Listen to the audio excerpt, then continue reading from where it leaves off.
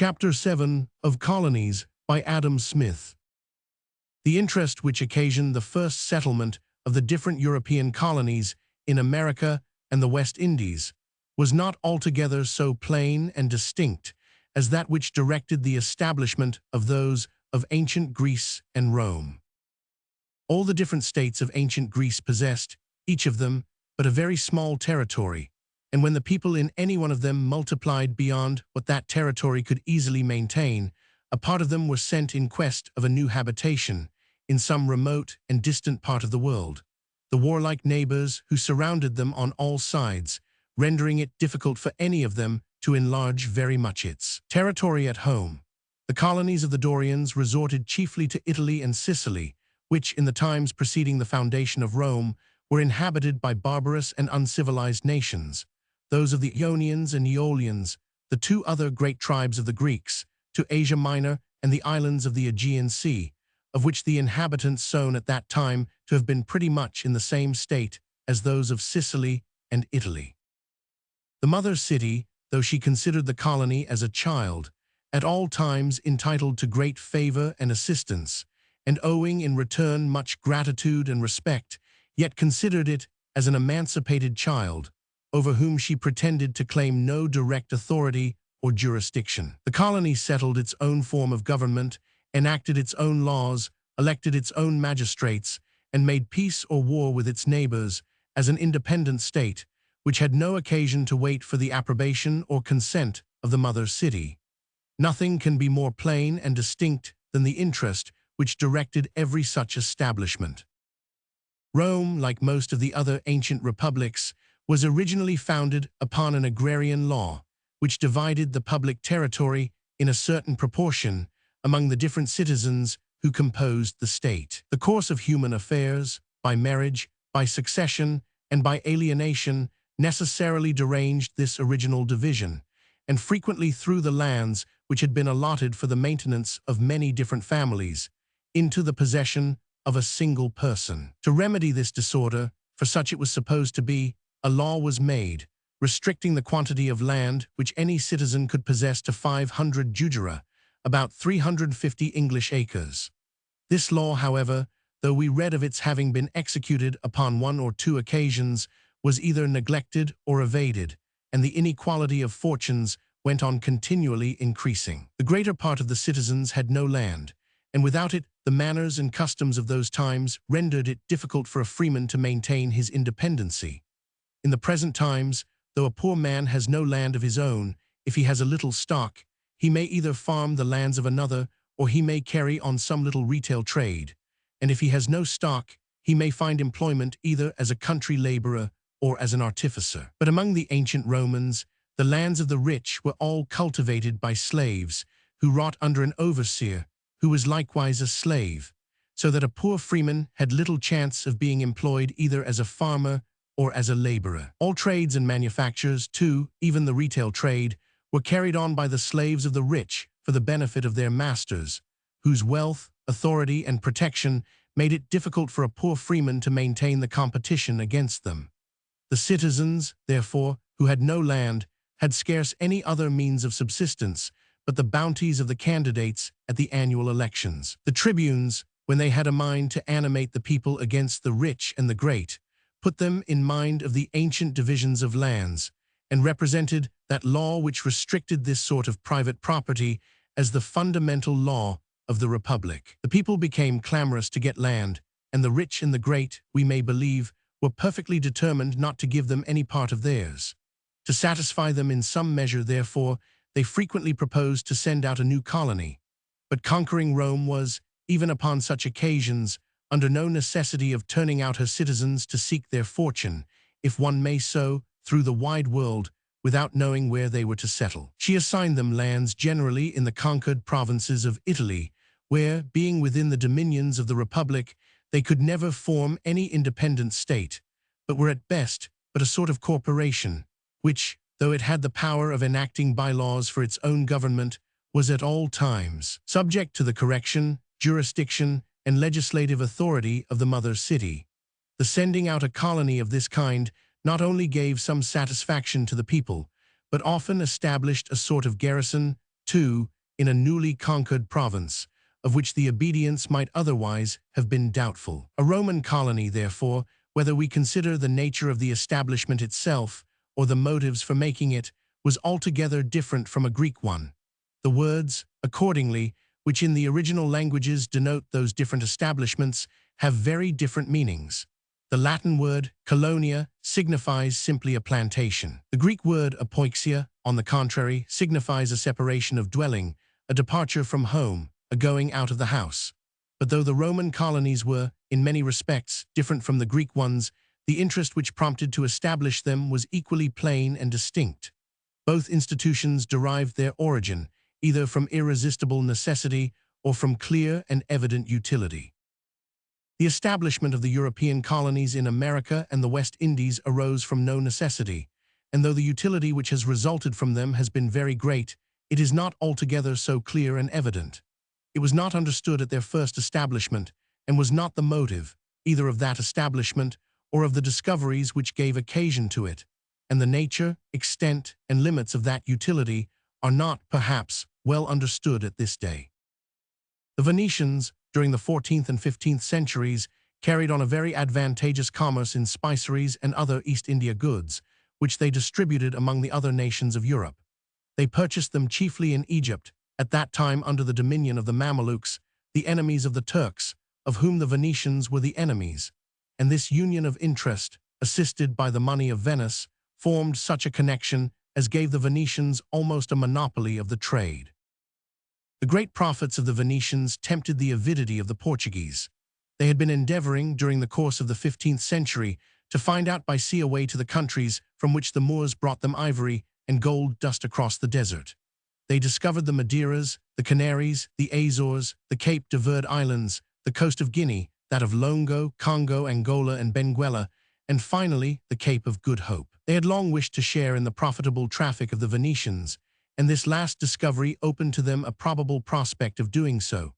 In 1497, Vasco da Gama sailed from the port of Lisbon with a fleet of 4 ships, and after a navigation of 11 months, arrived upon the coast of Indostan, and thus completed a course of discoveries which had been pursued with great steadiness, and with very little interruption, for near a century together. Some years before this, while the expectations of Europe were in suspense about the projects of the Portuguese, of which the success appeared yet to be doubtful, a Genoese pilot formed the yet more daring project of sailing to the East Indies by the west. The situation of those countries was at that time very imperfectly known in Europe. The few European travelers who had been there had magnified the distance, perhaps through simplicity and ignorance, what was really very great, appearing almost infinite to those who could not measure it, or perhaps, in order to increase somewhat more the marvelous of their own adventures in visiting regions so immensely remote from Europe. The longer the way was by the east, Columbus very justly concluded, the shorter it would be by the west. He proposed, therefore, to take that way, as both the shortest and the surest, and he had the good fortune to convince Isabella of Castile of the probability of his project. He sailed from the port of Palos in August 1492, near 5 years before the expedition of Vasco da Gama set out from Portugal, and after a voyage of between 2 and 3 months, discovered first some of the small Bahama or Lucian Islands, and afterwards the great island of St. Domingo. But the countries which Columbus discovered, either in this or in any of his subsequent voyages, had no resemblance to those which he had gone in quest of. Instead of the wealth, cultivation, and populousness of China and Indostan, he found, in St. Domingo, and in all the other parts of the New World which he ever visited,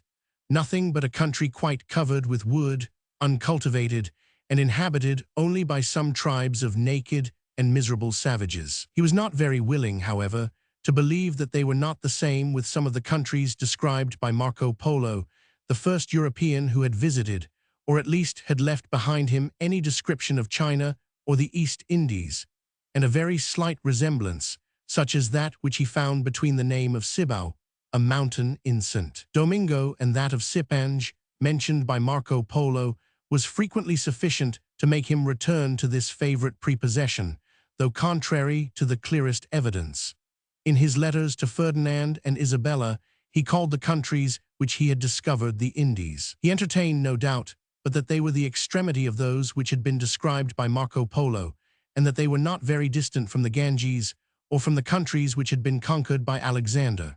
Even when at last convinced that they were different, he still flattered himself that those rich countries were at no great distance, and in a subsequent voyage, accordingly, went in quest of them along the coast of terra firma and towards the Isthmus of Darien. In consequence of this mistake of Columbus, the name of the Indies has stuck to those unfortunate countries ever since, and when it was at last clearly discovered that the new were altogether different from the old Indies, the former were called the West, in contradistinction to the latter, which were called the East Indies. It was of importance to Columbus, however, that the countries which he had discovered, whatever they were, should be represented to the court of Spain as of very great consequence. And in what constitutes the real riches of every country, the animal and vegetable productions of the soil, there was at that time nothing which could well justify such a representation of them. The Cory, something between a rat and a rabbit, and supposed by Mr. Buffon to be the same with the aporia of Brazil, was the largest viviparous quadruped in St. Domingo. This species seems never to have been very numerous, and the dogs and cats of the Spaniards are said to have long ago almost entirely extirpated it, as well as some other tribes of a still smaller size. These, however, together with a pretty large lizard called the ivana or iguana, constituted the principal part of the animal food which the land afforded. The vegetable food of the inhabitants, though from their want of industry not very abundant, was not altogether so scanty.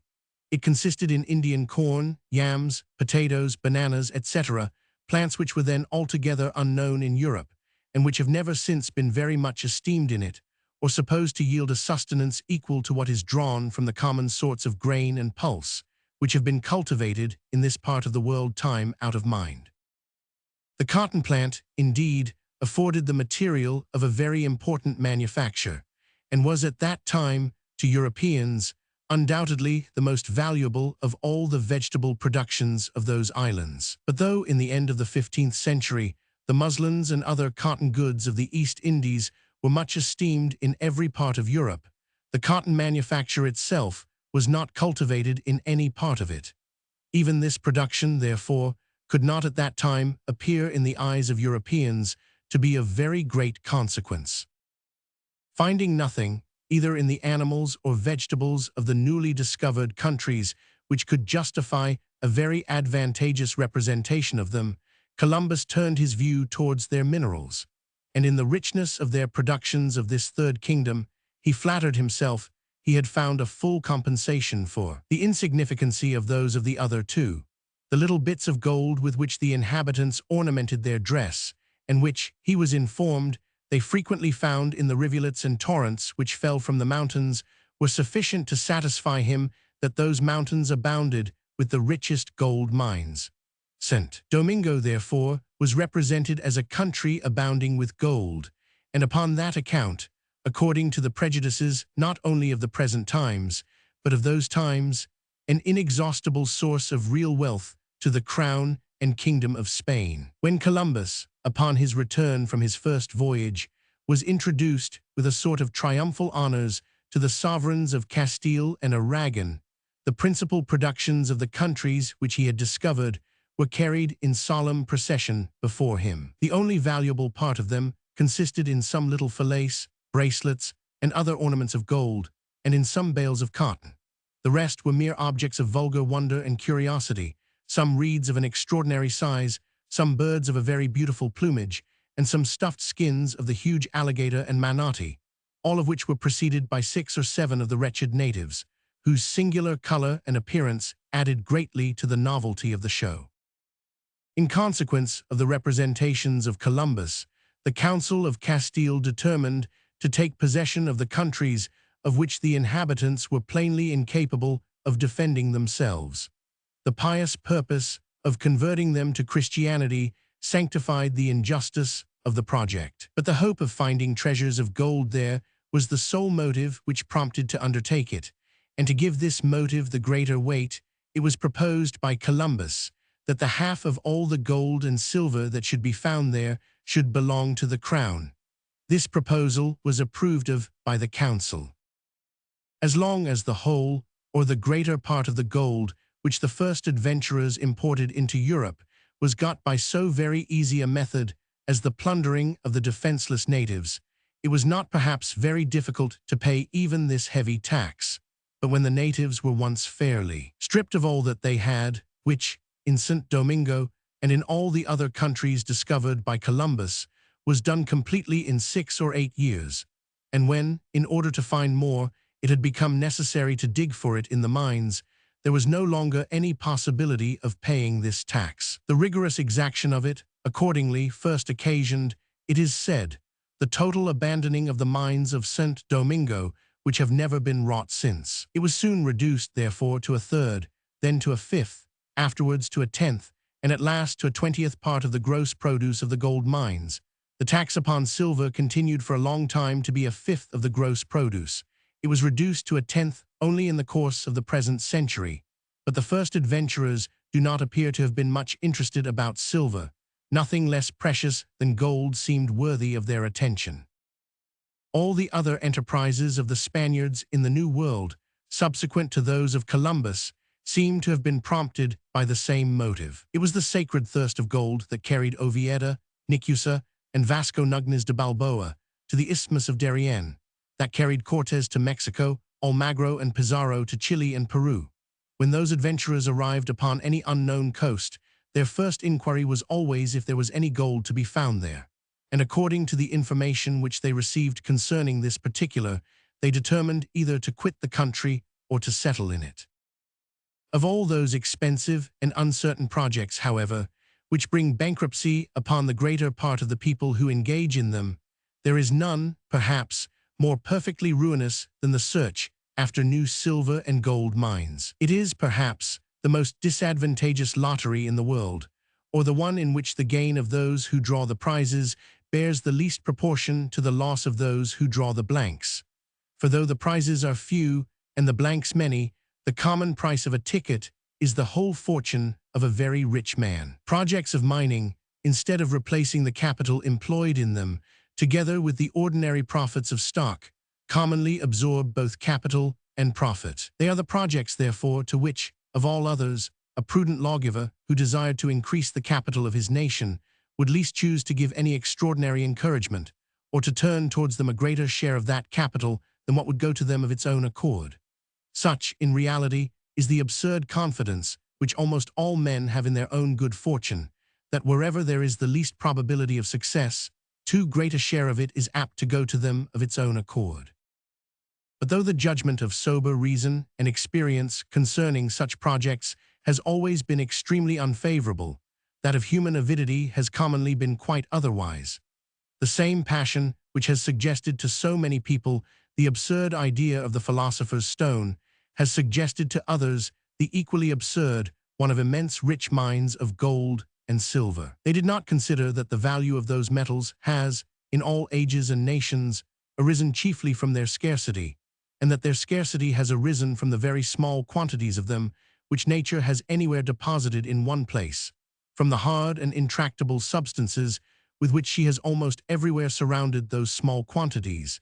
and consequently from the labor and expense which are everywhere necessary in order to penetrate and get at them. They flattered themselves that veins of those metals might in many places be found, as large and as abundant as those which are commonly found of lead, or copper, or tin, or iron. The dream of Sir Walter Raleigh concerning the golden city and country of El Dorado may satisfy us that even wise men are not always exempt from such strange delusions. More than 100 years after the death of that great man, the Jesuit Gumilla was still convinced of the reality of that wonderful country, and expressed, with great warmth, and I dare say, with great sincerity, how happy he should be to carry the light of the gospel to a people who could so well reward the pious labors of their missionary.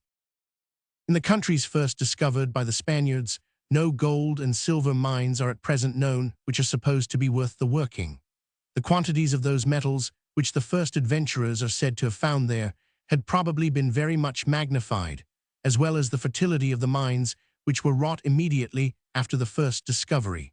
What those adventurers were reported to have found, however, was sufficient to inflame the avidity of all their countrymen. Every Spaniard who sailed to America expected to find an El Dorado. Fortune, too, did upon this what she has done upon very few other occasions. She realized in some measure the extravagant hopes of her votaries, and in the discovery and conquest of Mexico and Peru, of which the one happened about 30 and the other about 40 years after the first expedition of Columbus, she presented them with something not very unlike that profusion of the precious metals which they sought for. The project of commerce to the East Indies, therefore, gave occasion to the first discovery of the West. A project of conquest gave occasion to all the establishments of the Spaniards in those newly discovered countries. The motive which excited them to this conquest was a project of gold and silver mines, and a course of accidents which no human wisdom could foresee rendered this project much more successful than the undertakers had any reasonable grounds for expecting. The first adventurers of all the other nations of Europe who attempted to make settlements in America were animated by the like chimerical views, but they were not equally successful. It was more than 100 years after the first settlement of the Brazils before any silver, gold, or diamond mines were discovered there. In the English, French, Dutch, and Danish colonies, none have ever yet been discovered, at least none that are at present supposed to be worth the working. The first English settlers in North America, however, offered a fifth of all the gold and silver which should be found there to the king, as a motive for granting them their patents. In the patents of Sir Walter Raleigh, to the London and Plymouth companies, to the Council of Plymouth, etc. This fifth was accordingly reserved to the Crown. To the expectation of finding gold and silver mines, those first settlers, too, joined that of discovering a northwest passage to the East Indies. They have hitherto been disappointed in both. The colony of a civilized nation which takes possession either of a waste country or of one so thinly inhabited that the natives easily give place to the new settlers, advances more rapidly to wealth and greatness than any other human society. The colonies carry out with them a knowledge of agriculture and of other useful arts, superior to what can grow up of its own accord, in the course of many centuries, among savage and barbarous nations. They carry out with them, too, the habit of subordination, some notion of the regular government which takes place in their own country, of the system of laws which support it, and of a regular administration of justice. And they naturally establish something of the same kind in the new settlement. But among savage and barbarous nations, the natural progress of law and government is still slower than the natural progress of arts, after law and government have been so far established as is necessary for their protection. Every colonist gets more land than he can possibly cultivate. He has no rent and scarce any taxes to pay. No landlord shares with him in its produce, and the share of the sovereign is commonly but a trifle. He has every motive to render as great as possible a produce which is thus to be almost entirely his own. But his land is commonly so extensive that, with all his own industry, and with all the industry of other people whom he can get to employ, he can seldom make it produce the 10th part of what it is capable of producing. He is eager, therefore, to collect laborers from all quarters, and to reward them with the most liberal wages. But those liberal wages, joined to the plenty and cheapness of land, soon make those laborers leave him, in order to become landlords themselves, and to reward with equal liberality other laborers, who soon leave them for the same reason that they left their first master. The liberal reward of labor encourages marriage. The children, during the tender years of infancy, are well fed and properly taken care of, and when they are grown up, the value of their labor greatly overpays their maintenance. When arrived at maturity, the high price of labor and the low price of land enable them to establish themselves in the same manner as their fathers did before them. In other countries, rent and profit eat up wages, and the two superior orders of people oppress the inferior one. But in new colonies, the interest of the two superior orders obliges them to treat the inferior one with more generosity and humanity, at least where that inferior one is not in a state of slavery. Waste lands of the greatest natural fertility are to be had for a trifle. The increase of revenue which the proprietor, who is always the undertaker, expects from their improvement constitutes his profit, which, in these circumstances, is commonly very great. But this great profit cannot be made without employing the labor of other people in clearing and cultivating the land, and the disproportion between the great extent of the land and the small number of the people, which commonly takes place in new colonies, makes it difficult for him to get this labor. He does not, therefore, dispute about wages, but is willing to employ labor at any price. The high wages of labor encourage population. The cheapness and plenty of good land encourage improvement and enable the proprietor to pay those high wages. In those wages consists almost the whole price of the land, and though they are high, considered as the wages of labor, they are low, considered as the price of what is so very valuable. What encourages the progress of population and improvement encourages that of real wealth and greatness. The progress of many of the ancient Greek colonies towards wealth and greatness seems accordingly to have been very rapid. In the course of a century or two, several of them appear to have rivaled, and even to have surpassed, their mother cities. Syracuse and Agrigentum in Sicily, Tarentum and Locri in Italy, Ephesus and Miletus in Lesser Asia appear, by all accounts, to have been at least equal to any of the cities of ancient Greece. Though posterior in their establishment, yet all the arts of refinement, philosophy, poetry, and eloquence seem to have been cultivated as early, and to have been improved as highly in them as in any part of the mother country. The schools of the two oldest Greek philosophers, those of Thales and Pythagoras, were established, it is remarkable, not in ancient Greece, but the one in an Asiatic, the other in an Italian colony. All those colonies had established themselves in countries inhabited by savage and barbarous nations, who easily gave place to the new settlers. They had plenty of good land, and as they were altogether independent of the mother city, they were at liberty to manage their own affairs in the way that they judged was most suitable to their own interest. The history of the Roman colonies is by no means so brilliant. Some of them, indeed, such as Florence, have, in the course of many ages, and after the fall of the mother city, grown up to be considerable states. But the progress of no one of them seems ever to have been very rapid. They were all established in conquered provinces, which in most cases had been fully inhabited before. The quantity of land assigned to each colonist was seldom very considerable, and as the colony was not independent, they were not always at liberty to manage their own affairs in the way that they judged was most suitable to their own interest. In the plenty of good land, the European colonies established in America and the West Indies resemble, and even greatly surpass, those of ancient Greece. In their dependency upon the mother state, they resemble those of ancient Rome, but their great distance from Europe has in all of them alleviated more or less the effects of this dependency. Their situation has placed them less in the view and less in the power of their mother country. In pursuing their interest their own way, their conduct has upon many occasions been overlooked, either because not known or not understood in Europe, and upon some occasions it has been fairly suffered and submitted to, because their distance rendered it difficult to restrain it. Even the violent and arbitrary government of Spain has, upon many occasions, been obliged to recall or soften the orders which had been given for the government of her colonies, for fear of a general insurrection. The progress of all the European colonies in wealth, population, and improvement has accordingly been very great. The Crown of Spain, by its share of the gold and silver, derived some revenue from its colonies from the moment of their first establishment. It was a revenue, too, of a nature to excite in human avidity the most extravagant expectation of still greater riches. The Spanish colonies, therefore, from the moment of their first establishment, attracted very much the attention of their mother country, while those of the other European nations were for a long time in a great measure neglected.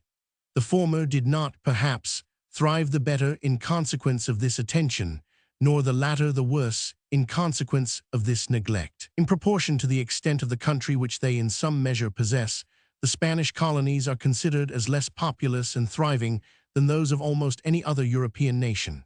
The progress even of the Spanish colonies, however, in population and improvement, has certainly been very rapid and very great.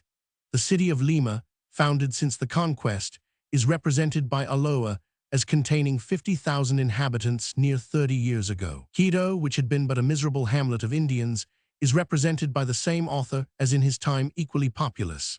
Gemini Carreri, a pretended traveler, it is said indeed, but who seems everywhere to have written upon extreme good information, represents the city of Mexico as containing 100,000 inhabitants, a number which, in spite of all the exaggerations of the Spanish writers, is probably more than 5 times greater than what it contained in the time of Montezuma. These numbers exceed greatly those of Boston, New York, and Philadelphia, the 3 greatest cities of the English colonies. Before the conquest of the Spaniards, there were no cattle fit for draft, either in Mexico or Peru. The llama was their only beast of burden, and its strength seems to have been a good deal inferior to that of a common ass. The plough was unknown among them. They were ignorant of the use of iron. They had no coined money, nor any established instrument of commerce of any kind. Their commerce was carried on by barter. A sort of wooden spade was their principal instrument of agriculture. Sharp stones served them for knives and hatchets to cut with. Fish bones and the hard sinews of certain animals served them with needles to sew with, and these seem to have been their principal instruments of trade. In this state of things, it seems impossible that either of those empires could have been so much improved or so well cultivated as at present, when they are plentifully furnished with all sorts of European cattle, and when the use of iron, of the plough, and of many of the arts of Europe have been introduced among them. But the populousness of every country must be in proportion to the degree of its improvement and cultivation. In spite of the cruel destruction of the natives which followed the conquest, these 2 great empires are probably more populous now than they ever were before, and the people are surely very different, for we must acknowledge, I apprehend, that the Spanish Creoles are in many respects superior to the ancient Indians. After the settlements of the Spaniards, that of the Portuguese in Brazil is the oldest of any European nation in America, but as for a long time after the first discovery neither gold nor silver mines were found in it, and as it afforded upon that account little or no revenue to the crown, it was for a long time in a great measure neglected, and during this state of neglect, it grew up to be a great and powerful colony. While Portugal was under the dominion of Spain, Brazil was attacked by the Dutch, who got possession of 7 of the 14 provinces into which it is divided. They expected soon to conquer the other 7, when Portugal recovered its independency by the elevation of the family of Braganza to the throne.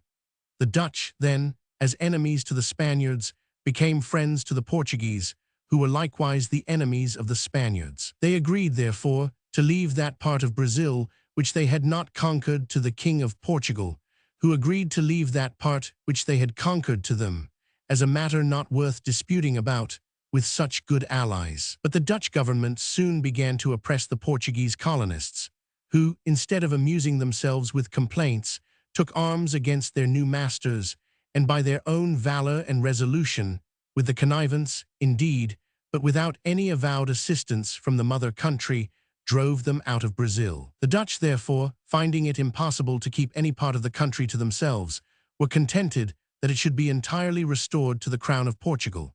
In this colony, there are said to be more than 600,000 people, either Portuguese or descended from Portuguese, Creoles, mulattoes, and a mixed race between Portuguese and Brazilians. No one colony in America is supposed to contain so great a number of people of European extraction. Towards the end of the 15th, and during the greater part of the 16th century, Spain and Portugal were the 2 great naval powers upon the ocean. For though the commerce of Venice extended to every part of Europe, its fleet had scarce ever sailed beyond the Mediterranean. The Spaniards, in virtue of the first discovery, claimed all America as their own, and though they could not hinder so great a naval power as that of Portugal from settling in Brazil, such was at that time the terror of their name, that the greater part of the other nations of Europe were afraid to establish themselves in any other part of that great continent. The French, who attempted to settle in Florida, were all murdered by the Spaniards. But the declension of the naval power of this latter nation, in consequence of the defeat or miscarriage of what they called their invincible armada, which happened towards the end of the 16th century, put it out of their power to obstruct any longer the settlements of the other European nations. In the course of the 17th century, therefore, The English, French, Dutch, Danes, and Swedes, all the great nations who had any ports upon the ocean, attempted to make some settlements in the New World.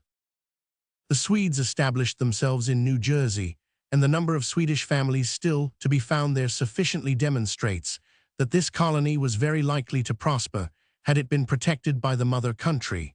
But being neglected by Sweden, it was soon swallowed up by the Dutch colony of New York, which again, in 1674, fell under the dominion of the English. The small islands of St. Thomas and Santa Cruz are the only countries in the New World that have ever been possessed by the Danes. These little settlements, too, were under the government of an exclusive company, which had the sole right, both of purchasing the surplus produce of the colonies and of supplying them with such goods of other countries as they wanted, and which therefore, both in its purchases and sales, had not only the power of oppressing them, but the greatest temptation to do so. The government of an exclusive company of merchants is, perhaps, the worst of all governments for any country whatever. It was not, however, able to stop altogether the progress of these colonies, though it rendered it more slow and languid. The late King of Denmark dissolved this company, and since that time the prosperity of these colonies has been very great. The Dutch settlements in the West, as well as those in the East Indies, were originally put under the government of an exclusive company. The progress of some of them, therefore, though it has been considerable in comparison with that of almost any country that has been long peopled and established, has been languid and slow in comparison with that of the greater part of new colonies. The colony of Suriname, though very considerable, is still inferior to the greater part of the sugar colonies of the other European nations. The colony of Nova Belgia, now divided into the two provinces of New York and New Jersey, would probably have soon become considerable too, even though it had remained under the government of the Dutch. The plenty and cheapness of good land are such powerful causes of prosperity that the very worst government is scarce capable of checking altogether the efficacy of their operation. The great distance, too, from the mother country would enable the colonists to evade more or less, by smuggling, the monopoly which the company enjoyed against them. At present, the company allows all Dutch ships to trade to Suriname upon paying 2.5% upon the value of their cargo for a license, and only reserves to itself exclusively the direct trade from Africa to America, which consists almost entirely in the slave trade. This relaxation in the exclusive privileges of the company is probably the principal cause of that degree of prosperity which that colony at present enjoys. Curaçao and Eustatia, the two principal islands belonging to the Dutch, are free ports, open to the ships of all nations, and this freedom, in the midst of better colonies, whose ports are open to those of one nation only, has been the great cause of the prosperity of those two barren islands. The French colony of Canada was, during the greater part of the last century and some part of the present, under the government of an exclusive company. Under so unfavorable an administration, its progress was necessarily very slow in comparison with that of other new colonies, but it became much more rapid when this company was dissolved, after the fall of what is called the Mississippi Scheme. When the English got possession of this country, they found in it near double the number of inhabitants which Father Charlevoix had assigned to it between 20 and 30 years before. That Jesuit had traveled over the whole country and had no inclination to represent it as less inconsiderable than it really was. The French colony of St. Domingo was established by pirates and freebooters, who, for a long time, neither required the protection nor acknowledged the authority of France, and when that race of banditti became so far citizens as to acknowledge this authority, it was for a long time necessary to exercise it with very great gentleness. During this period, the population and improvement of this colony increased very fast. Even the oppression of the exclusive company, to which it was for some time subjected with all the other colonies of France, though it no doubt retarded, had not been able to stop its progress altogether. The course of its prosperity returned as soon as it was relieved from that oppression. It is now the most important of the sugar colonies of the West Indies, and its produce is said to be greater than that of all the English sugar colonies put together. The other sugar colonies of France are in general all very thriving. But there are no colonies of which the progress has been more rapid than that of the English in North America. Plenty of good land and liberty to manage their own affairs their own way seem to be the two great causes of the prosperity of all new colonies. In the plenty of good land, the English colonies of North America, though no doubt very abundantly provided, are, however, inferior to those of the Spaniards and Portuguese, and not superior to some of those possessed by the French before the late war. But the political institutions of the English colonies have been more favorable to the improvement and cultivation of this land than those of the other three nations. First, the engrossing of uncultivated land, though it has by no means been prevented altogether, has been more restrained in the English colonies than in any other. The colony law, which imposes upon every proprietor the obligation of improving and cultivating, within a limited time, a certain proportion of his lands, and which, in case of failure, declares those neglected lands grantable to any other person, though it has not perhaps been very strictly executed, has, however, had some effect. Secondly, in Pennsylvania there is no right of primogeniture, and lands, like movables, are divided equally among all the children of the family. In 3 of the provinces of New England, the oldest has only a double share, as in the Mosaical law. Though in those provinces, therefore, too great a quantity of land should sometimes be engrossed by a particular individual, it is likely, in the course of a generation or two, to be sufficiently divided again. In the other English colonies, indeed, the right of primogeniture takes place, as in the law of England. But in all the English colonies, the tenure of the lands, which are all held by free socage, facilitates alienation,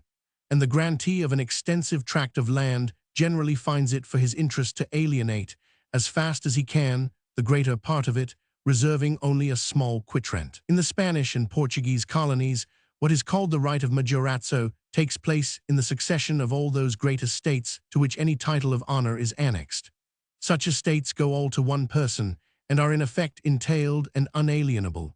The French colonies, indeed, are subject to the custom of Paris, which, in the inheritance of land, is much more favorable to the younger children than the law of England. But in the French colonies, if any part of an estate, held by the noble tenure of chivalry and homage, is alienated, it is, for a limited time, subject to the right of redemption, either by the heir of the superior or by the heir of the family, and all the largest estates of the country are held by such noble tenures, which necessarily embarrass alienation. But in a new colony, a great uncultivated estate is likely to be much more speedily divided by alienation than by succession. The plenty and cheapness of good land, it has already been observed, are the principal causes of the rapid prosperity of new colonies. The engrossing of land, in effect, destroys this plenty and cheapness. The engrossing of uncultivated land, besides, is the greatest obstruction to its improvement. But the labor that is employed in the improvement and cultivation of land affords the greatest and most valuable produce to the society. The produce of labor, in this case, pays not only its own wages and the profit of the stock which employs it, but the rent of the land too upon which it is employed. The labor of the English colonies, therefore, being more employed in the improvement and cultivation of land, is likely to afford a greater and more valuable produce than that of any of the other 3 nations, which, by the engrossing of land, is more or less diverted towards other employments. Thirdly, the labor of the English colonists is not only likely to afford a greater and more valuable produce, but in consequence of the moderation of their taxes, a greater proportion of this produce belongs to themselves, which they may store up and employ in putting into motion a still greater quantity of labor. The English colonists have never yet contributed anything towards the defense of the mother country or towards the support of its civil government. They themselves, on the contrary, have hitherto been defended almost entirely at the expense of the mother country, but the expense of fleets and armies is out of all proportion greater than the necessary expense of civil government. The expense of their own civil government has always been very moderate.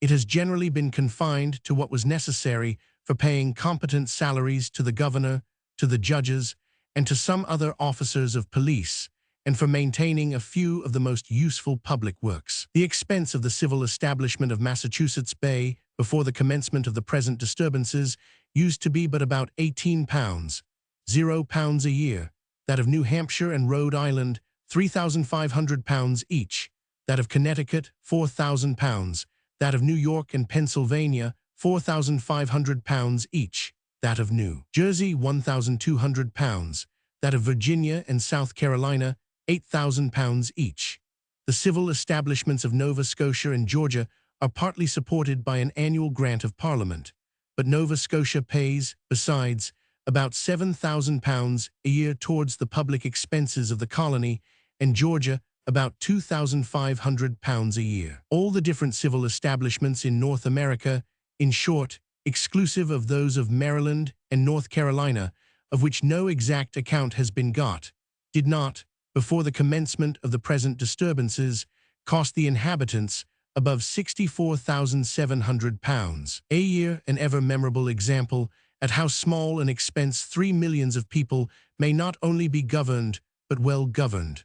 The most important part of the expense of government, indeed, that of defense and protection, has constantly fallen upon the mother country. The ceremonial, too, of the civil government in the colonies, upon the reception of a new governor, upon the opening of a new assembly, etc., though sufficiently decent, is not accompanied with any expensive pomp or parade. Their ecclesiastical government is conducted upon a plan equally frugal. Tithes are unknown among them, and their clergy, who are far from being numerous, are maintained either by moderate stipends or by the voluntary contributions of the people. The power of Spain and Portugal, on the contrary, derives some support from the taxes levied upon their colonies. France, indeed, has never drawn any considerable revenue from its colonies, the taxes which it levies upon them being generally spent among them. But the colony government of all these three nations is conducted upon a much more extensive plan, and is accompanied with a much more expensive ceremonial. The sums spent upon the reception of a new viceroy of Peru, for example, have frequently been enormous. Such ceremonials are not only real taxes paid by the rich colonists upon those particular occasions, but they serve to introduce among them the habit of vanity and expense upon all other occasions. They are not only very grievous occasional taxes, but they contribute to establish perpetual taxes of the same kind, still more grievous, the ruinous taxes of private luxury and extravagance. In the colonies of all those three nations, too, the ecclesiastical government is extremely oppressive. Tithes take place in all of them, and are levied with the utmost rigor in those of Spain and Portugal. All of them, besides, are oppressed with a numerous race of mendicant friars, whose beggary being not only licensed, but consecrated by religion, is a most grievous tax upon the poor people, who are most carefully taught that it is a duty to give, and a very great sin to refuse them their charity. Over and above all this, the clergy are, in all of them, the greatest engrossers of land.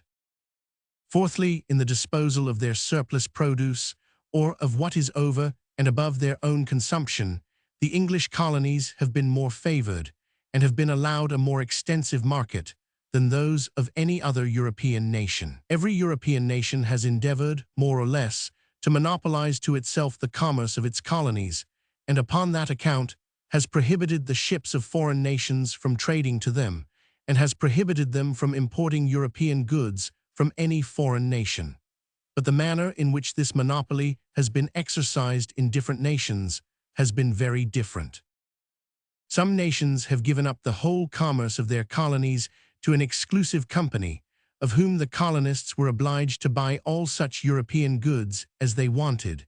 and to whom they were obliged to sell the whole of their surplus produce. It was the interest of the company, therefore, not only to sell the former as dear, and to buy the latter as cheap as possible, but to buy no more of the latter, even at this low price, than what they could dispose of for a very high price in Europe. It was their interest not only to degrade in all cases the value of the surplus produce of the colony, but in many cases to discourage and keep down the natural increase of its quantity. Of all the expedients that can well be contrived to stunt the natural growth of a new colony, that of an exclusive company is undoubtedly the most effectual. This, however, has been the policy of Holland, though their company, in the course of the present century, has given up in many respects the exertion of their exclusive privilege. This too was the policy of Denmark till the reign of the late king. It has occasionally been the policy of France, and of late, since 1755, after it had been abandoned by all other nations on account of its absurdity, it has become the policy of Portugal, with regard at least to two of the principal provinces of Brazil, Pernambuco and Maranhão. Other nations, without establishing an exclusive company, have confined the whole commerce of their colonies to a particular port of the mother country, from whence no ship was allowed to sail, but either in a fleet and at a particular season, or, if single, in consequence of a particular license, which in most cases was very well paid for. This policy opened, indeed, the trade of the colonies to all the natives of the mother country, provided they traded from the proper port, at the proper season, and in the proper vessels. But as all the different merchants, who joined their stocks in order to fit out those licensed vessels, would find it for their interest to act in concert, the trade which was carried on in this manner would necessarily be conducted very nearly upon the same principles as that of an exclusive company. The profit of those merchants would be almost equally exorbitant and oppressive. The colonies would be ill supplied, and would be obliged both to buy very dear and to sell very cheap. This, however, till within these few years, had always been the policy of Spain, and the price of all European goods, accordingly, is said to have been enormous in the Spanish West Indies. At Quito, we are told by Aloa, a pound of iron sold for about 4s, 6d, and a pound of steel for about 6s, 9d. Sterling, but it is chiefly in order to purchase European goods that the colonies part with their own produce. The more, therefore, they pay for the one, the less they really get for the other, and the dearness of the one is the same thing with the cheapness of the other. The policy of Portugal is, in this respect, the same as the ancient policy of Spain, with regard to all its colonies, except Pernambuco and Maranhão, and with regard to these, it has lately adopted a still worse. Other nations leave the trade of their colonies free to all their subjects, who may carry it on from all the different ports of the mother country, and who have occasion for no other license than the common dispatches of the custom house.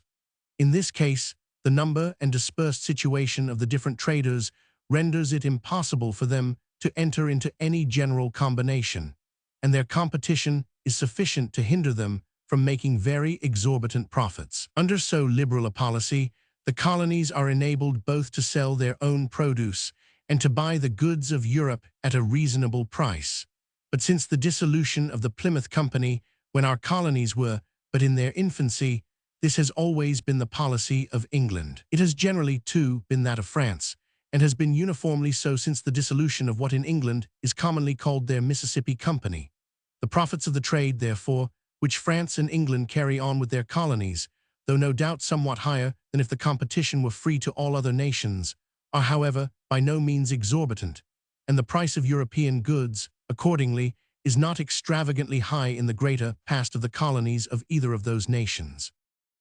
In the exportation of their own surplus produce, too, it is only with regard to certain commodities that the colonies of Great Britain are confined to the market of the mother country. These commodities, having been enumerated in the Act of Navigation and in some other subsequent acts, have upon that account been called enumerated commodities. The rest are called non-enumerated, and may be exported directly to other countries, provided it is in British or plantation ships, of which the owners and 3/4 of the mariners are British subjects.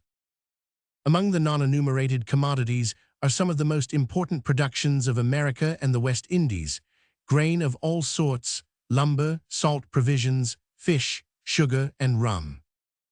Grain is naturally the first and principal object of the culture of all new colonies.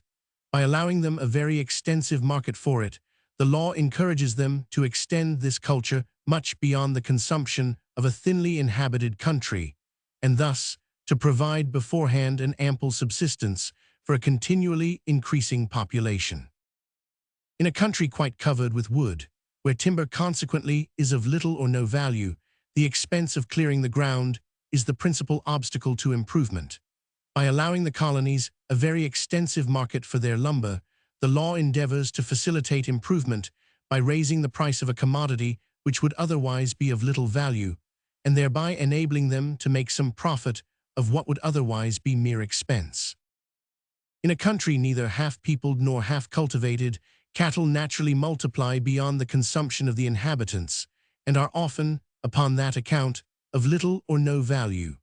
But it is necessary, it has already been shown, that the price of cattle should bear a certain proportion to that of corn, before the greater part of the lands of any country can be improved. By allowing to American cattle, in all shapes, dead and alive, a very extensive market, the law endeavors to raise the value of a commodity, of which the high price is so very essential to improvement. The good effects of this liberty, however, must be somewhat diminished by the 4th of Geo.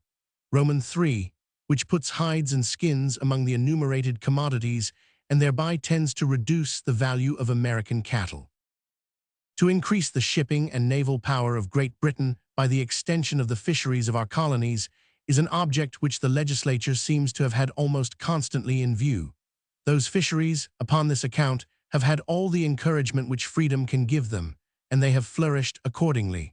The New England fishery, in particular, was, before the late disturbances, one of the most important, perhaps, in the world. The whale fishery, which, notwithstanding an extravagant bounty, is in Great Britain carried on to so little purpose, that in the opinion of many people, which I do not, however, pretend to warrant, the whole produce does not much exceed the value of the bounties which are annually paid for it, is in New England carried on, without any bounty, to a very great extent. Fish is one of the principal articles with which the North Americans trade to Spain, Portugal, and the Mediterranean. Sugar was originally an enumerated commodity, which could only be exported to Great Britain, but in 1751, upon a representation of the sugar planters, its exportation was permitted to all parts of the world. The restrictions, however, with which this liberty was granted, joined to the high price of sugar in Great Britain, have rendered it, in a great measure, ineffectual. Great Britain and her colonies still continue to be almost the sole market for all sugar produced in the British plantations. Their consumption increases so fast that, though in consequence of the increasing improvement of Jamaica, as well as of the ceded islands, the importation of sugar has increased very greatly within these 20 years, the exportation to foreign countries is said to be not much greater than before. Rum is a very important article in the trade which the Americans carry on to the coast of Africa, from which they bring back Negro slaves in return. If the whole surplus produce of America, in grain of all sorts, in salt provisions, and in fish, had been put into the enumeration, and thereby forced into the market of Great Britain, it would have interfered too much with the produce of the industry of our own people. It was probably not so much from any regard to the interest of America, as from a jealousy of this interference, that those important commodities have not only been kept out of the enumeration, but that the importation into Great Britain of all grain, except rice, and of all salt provisions, has, in the ordinary state of the law, been prohibited. The non-enumerated commodities could originally be exported to all parts of the world. Lumber and rice having been once put into the enumeration, when they were afterwards taken out of it, were confined, as to the European market, to the countries that lie south of Cape Finisterre. By the 6th of George III, all non-enumerated commodities were subjected to the like restriction. The parts of Europe which lie south of Cape Finisterre are not manufacturing countries, and we are less jealous of the colony ships carrying home from them any manufactures which could interfere with our own. The enumerated commodities are of two sorts. First, such as are either the peculiar produce of America or as cannot be produced, or at least are not produced in the mother country. Of this kind are molasses, coffee, coconuts, tobacco, pimento, ginger, whalefins, raw silk, cotton, wool, beaver, and other peltry of America, indigo, fustic, and other dyeing woods. Secondly, such as are not the peculiar produce of America, but which are and may be produced in the mother country, though not in such quantities as to supply the greater part of her demand, which is principally supplied from foreign countries. Of this kind are all naval stores, masts, yards and bowsprits, tar, pitch and turpentine, pig and bar iron, copper ore, hides and skins, pot and pearl ashes. The largest importation of commodities of the first kind could not discourage the growth or interfere with the sale of any part of the produce of the mother country. By confining them to the home market, our merchants, it was expected, would not only be enabled to buy them cheaper in the plantations, and consequently to sell them with a better profit at home, but to establish between the plantations and foreign countries an advantageous carrying trade, of which Great Britain was necessarily to be the center or emporium, as the European country into which those commodities were first to be imported. The importation of commodities of the second kind might be so managed too, it was supposed, as to interfere not with the sale of those of the same kind which were produced at home, but with that of those which were imported from foreign countries, because, by means of proper duties, they might be rendered always somewhat dearer than the former, and yet a good deal cheaper than the latter. By confining such commodities to the home market, therefore, it was proposed to discourage the produce, not of Great Britain, but of some foreign countries with which the balance of trade was believed to be unfavorable to Great Britain.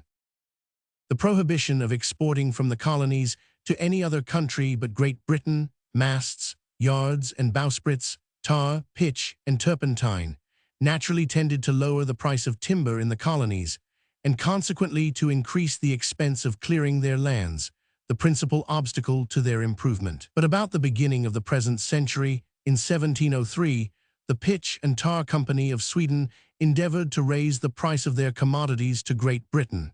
by prohibiting their exportation, except in their own ships, at their own price, and in such quantities as they thought proper. In order to counteract this notable piece of mercantile policy, and to render herself as much as possible independent, not only of Sweden, but of all the other northern powers, Great Britain gave a bounty upon the importation of naval stores from America, and the effect of this bounty was to raise the price of timber in America much more than the confinement to the home market could lower it.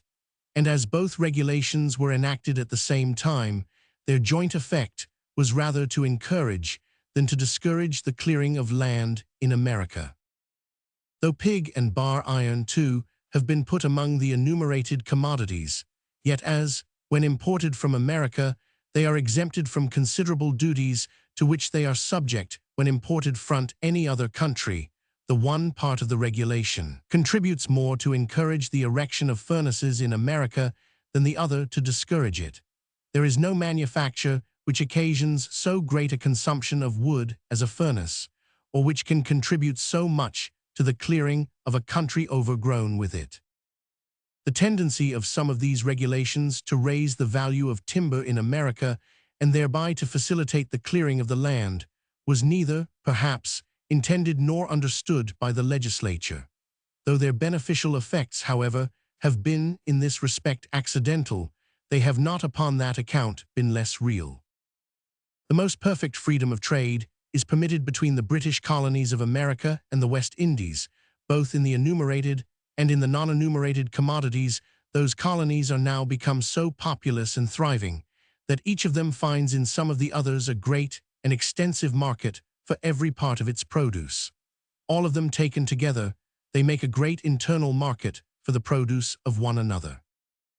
The liberality of England, however, towards the trade of her colonies, has been confined chiefly to what concerns the market for their produce, either in its rude state or in what may be called the very first stage of manufacture. The more advanced or more refined manufactures, even of the colony produce, the merchants and manufacturers of Great Britain choose to reserve to themselves, and have prevailed upon the legislature to prevent their establishment in the colonies, sometimes by high duties and sometimes by absolute prohibitions. While, for example, Muscovado sugars from the British plantations pay, upon importation, only 6s, 4d. The hundredweight white sugars pay 1, 1, 1, and refined either double or single in loaves for 2, 58/20 ths. When those high duties were imposed, Great Britain was the sole, and she still continues to be, the principal market to which the sugars of the British colonies could be exported. They amounted, therefore, to a prohibition, at first of claying or refining sugar for any foreign market, and at present of claying or refining it for the market which takes off, perhaps, more than 9/10 of the whole produce. The manufacture of claying or refining sugar, accordingly, though it has flourished in all the sugar colonies of France, has been little cultivated in any of those of England, except for the market of the colonies themselves. While Grenada was in the hands of the French, there was a refinery of sugar, by claying at least upon almost every plantation. Since it fell into those of the English, almost all works of this kind have been given up, and there are at present, October 1773, I am assured, not above 2 or 3 remaining in the island. At present, however, by an indulgence of the custom house, clayed or refined sugar, if reduced from loaves into powder, is commonly imported as muscovado. While Great Britain encourages in America the manufacturing of pig and bar iron, by exempting them from duties to which the like commodities are subject when imported from any other country, she imposes an absolute prohibition upon the erection of steel furnaces and slit mills in any of her American plantations. She will not suffer her colonies to work in those more refined manufactures, even for their own consumption, but insists upon their purchasing of her merchants and manufacturers all goods of this kind which they have occasion for.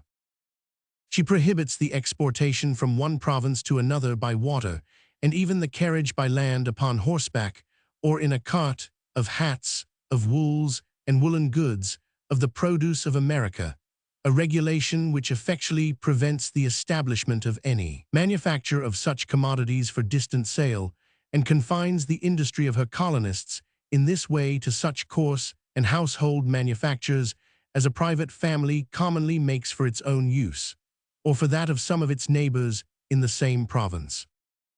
To prohibit a great people, however, from making all that they can of every part of their own produce, or from employing their stock and industry in the way that they judge most advantageous to themselves, is a manifest violation of the most sacred rights of mankind. Unjust, however, as such prohibitions may be, they have not hitherto been very hurtful to the colonies.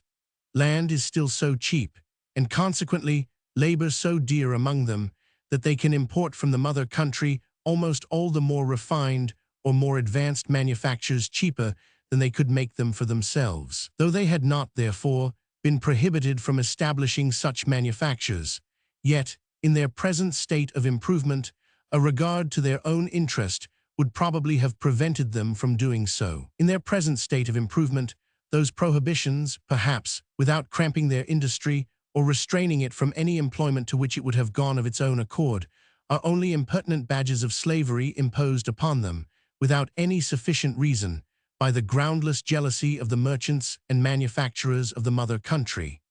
In a more advanced state, they might be really oppressive and insupportable.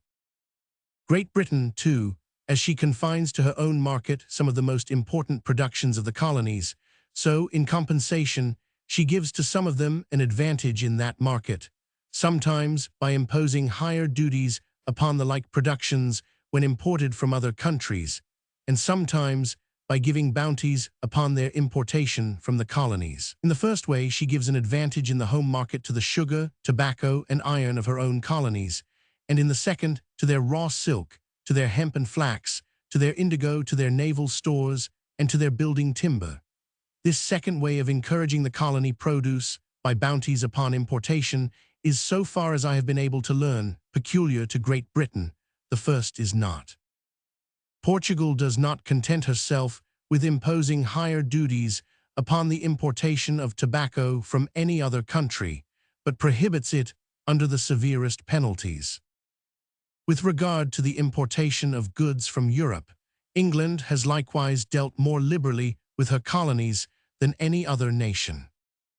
Great Britain allows a part, almost always the half, generally a larger portion, and sometimes the whole, of the duty which is paid upon the importation of foreign goods, to be drawn back upon their exportation to any foreign country. No independent foreign country, it was easy to foresee, would receive them if they came to it loaded with the heavy duties to which almost all foreign goods are subjected on their importation into Great Britain. Unless, therefore, some part of those duties was drawn back upon exportation, there was an end of the carrying trade, a trade so much favored by the mercantile system. Our colonies, however, are by no means independent foreign countries, and Great Britain having assumed to herself the exclusive right of supplying them with all goods from Europe, might have forced them, in the same manner as other countries have done their colonies, to receive such goods loaded with all the same duties which they paid in the mother country. But on the contrary, the same drawbacks were paid upon the exportation of the greater part of foreign goods to our colonies, as to any independent foreign country. In 1763, indeed, by the 4th of Geo, this indulgence was a good deal abated, and it was enacted that no part of the duty called the old subsidy should be drawn back for any goods of the growth, production, or manufacture of Europe or the East Indies, which should be exported from this kingdom to any British colony or plantation in America, wines, white calicoes, and muslins excepted. Before this law, many different sorts of foreign goods might have been bought cheaper in the plantations than in the mother country, and some may still. Of the greater part of the regulations concerning the colony trade, the merchants who carry it on, it must be observed, have been the principal advisers. We must not wonder, therefore, if, in a great part of them, their interest has been more considered than either that of the colonies or that of the mother country. In their exclusive privilege of supplying the colonies with all the goods which they wanted from Europe, and of purchasing all such parts of their surplus produce as could not interfere with any of the trades which they themselves carried on at home, the interest of the colonies was sacrificed to the interest of those merchants. In allowing the same drawbacks upon the re-exportation of the greater part of European and East India goods to the colonies, as upon their re-exportation to any independent country, the interest of the mother country was sacrificed to it, even according to the mercantile ideas of that interest. It was for the interest of the merchants to pay as little as possible for the foreign goods which they sent to the colonies, and consequently to get back as much as possible of the duties which they advanced upon their importation into Great Britain. They might thereby be enabled to sell in the colonies either the same quantity of goods with a greater profit or a greater quantity with the same profit, and consequently to gain something either in the one way or the other. It was likewise for the interest of the colonies to get all such goods as cheap and in as great abundance as possible. But this might not always be for the interest of the mother country. She might frequently suffer, both in her revenue, by giving back a great part of the duties which had been paid upon the importation of such goods, and in her manufactures, by being undersold in the colony market, in consequence of the easy terms upon which foreign manufactures could be carried thither by means of those drawbacks. The progress of the linen manufacture of Great Britain, it is commonly said, has been a good deal retarded by the drawbacks upon the re-exportation of German linen to the American colonies. But though the policy of Great Britain with regard to the trade of her colonies has been dictated by the same mercantile spirit as that of other nations, it has, however, upon the whole, been less illiberal and oppressive than that of any of them. In everything except their foreign trade, the liberty of the English colonists to manage their own affairs their own way is complete. It is in every respect equal to that of their fellow citizens at home, and is secured in the same manner by an assembly of the representatives of the people, who claim the sole right of imposing taxes for the support of the colony government. The authority of this assembly overawes the executive power, and neither the meanest nor the most obnoxious colonist, as long as he obeys the law, has anything to fear from the resentment, either of the governor or of any other civil or military officer in the province. The colony assemblies, though like the House of Commons in England, they are not always a very equal representation of the people, yet they approach more nearly to that character, and as the executive power either has not the means to corrupt them, or, on account of the support which it receives from the mother country, is not under the necessity of doing so, they are, perhaps, in general more influenced by the inclinations of their constituents. The councils, which, in the colony legislatures, correspond to the House of Lords in Great Britain, are not composed of a hereditary nobility. In some of the colonies, as in 3 of the governments of New England, those councils are not appointed by the king, but chosen by the representatives of the people. In none of the English colonies is there any hereditary nobility.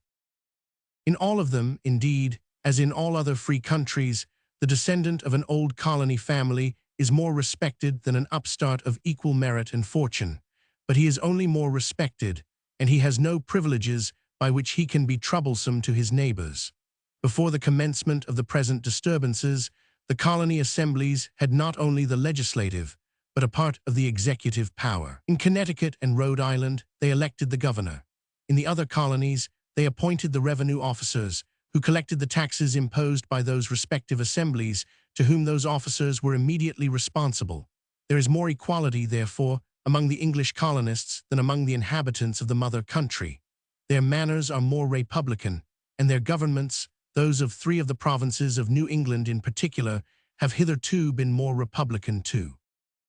The absolute governments of Spain, Portugal, and France, on the contrary, take place in their colonies, and the discretionary powers which such governments commonly delegate to all their inferior officers are, on account of the great distance, naturally exercised there with more than ordinary violence. Under all absolute governments, there is more liberty in the capital than in any other part of the country. The sovereign himself can never have either interest or inclination to pervert the order of justice or to oppress the great body of the people. In the capital, his presence overawes, more or less, all his inferior officers, who, in the remoter provinces, from whence the complaints of the people are less likely to reach him, can exercise their tyranny with much more safety. But the European colonies in America are more remote than the most distant provinces of the greatest empires which had ever been known before. The government of the English colonies is, perhaps, the only one which, since the world began, could give perfect security to the inhabitants of so very distant a province. The administration of the French colonies, however, has always been conducted with much more gentleness and moderation than that of the Spanish and Portuguese. This superiority of conduct is suitable both to the character of the French nation, and to what forms the character of every nation, the nature of their government, which, though arbitrary and violent in comparison with that of Great Britain, is legal and free in comparison with those of Spain and Portugal. It is in the progress of the North American colonies, however, that the superiority of the English policy chiefly appears. The progress of the sugar colonies of France has been at least equal, perhaps superior, to that of the greater part of those of England, and yet the sugar colonies of England enjoy a free government nearly of the same kind with that which takes place in her colonies of North America. But the sugar colonies of France are not discouraged, like those of England, from refining their own sugar, and what is still of greater importance, the genius of their government naturally introduces a better management of their Negro slaves. In all European colonies, the culture of the sugar cane is carried on by Negro slaves. The constitution of those who have been born in the temperate climate of Europe could not, it is supposed, support the labor of digging the ground under the burning sun of the West Indies, and the culture of the sugar cane, as it is managed at present, is all hand labor, though in the opinion of many, the drill plow might be introduced into it with great advantage. But as the profit and success of the cultivation, which is carried on by means of cattle, depend very much upon the good management of those cattle, so the profit and success of that which is carried on by slaves must depend equally upon the good management of those slaves. And in the good management of their slaves, the French planters, I think it is generally allowed, are superior to the English.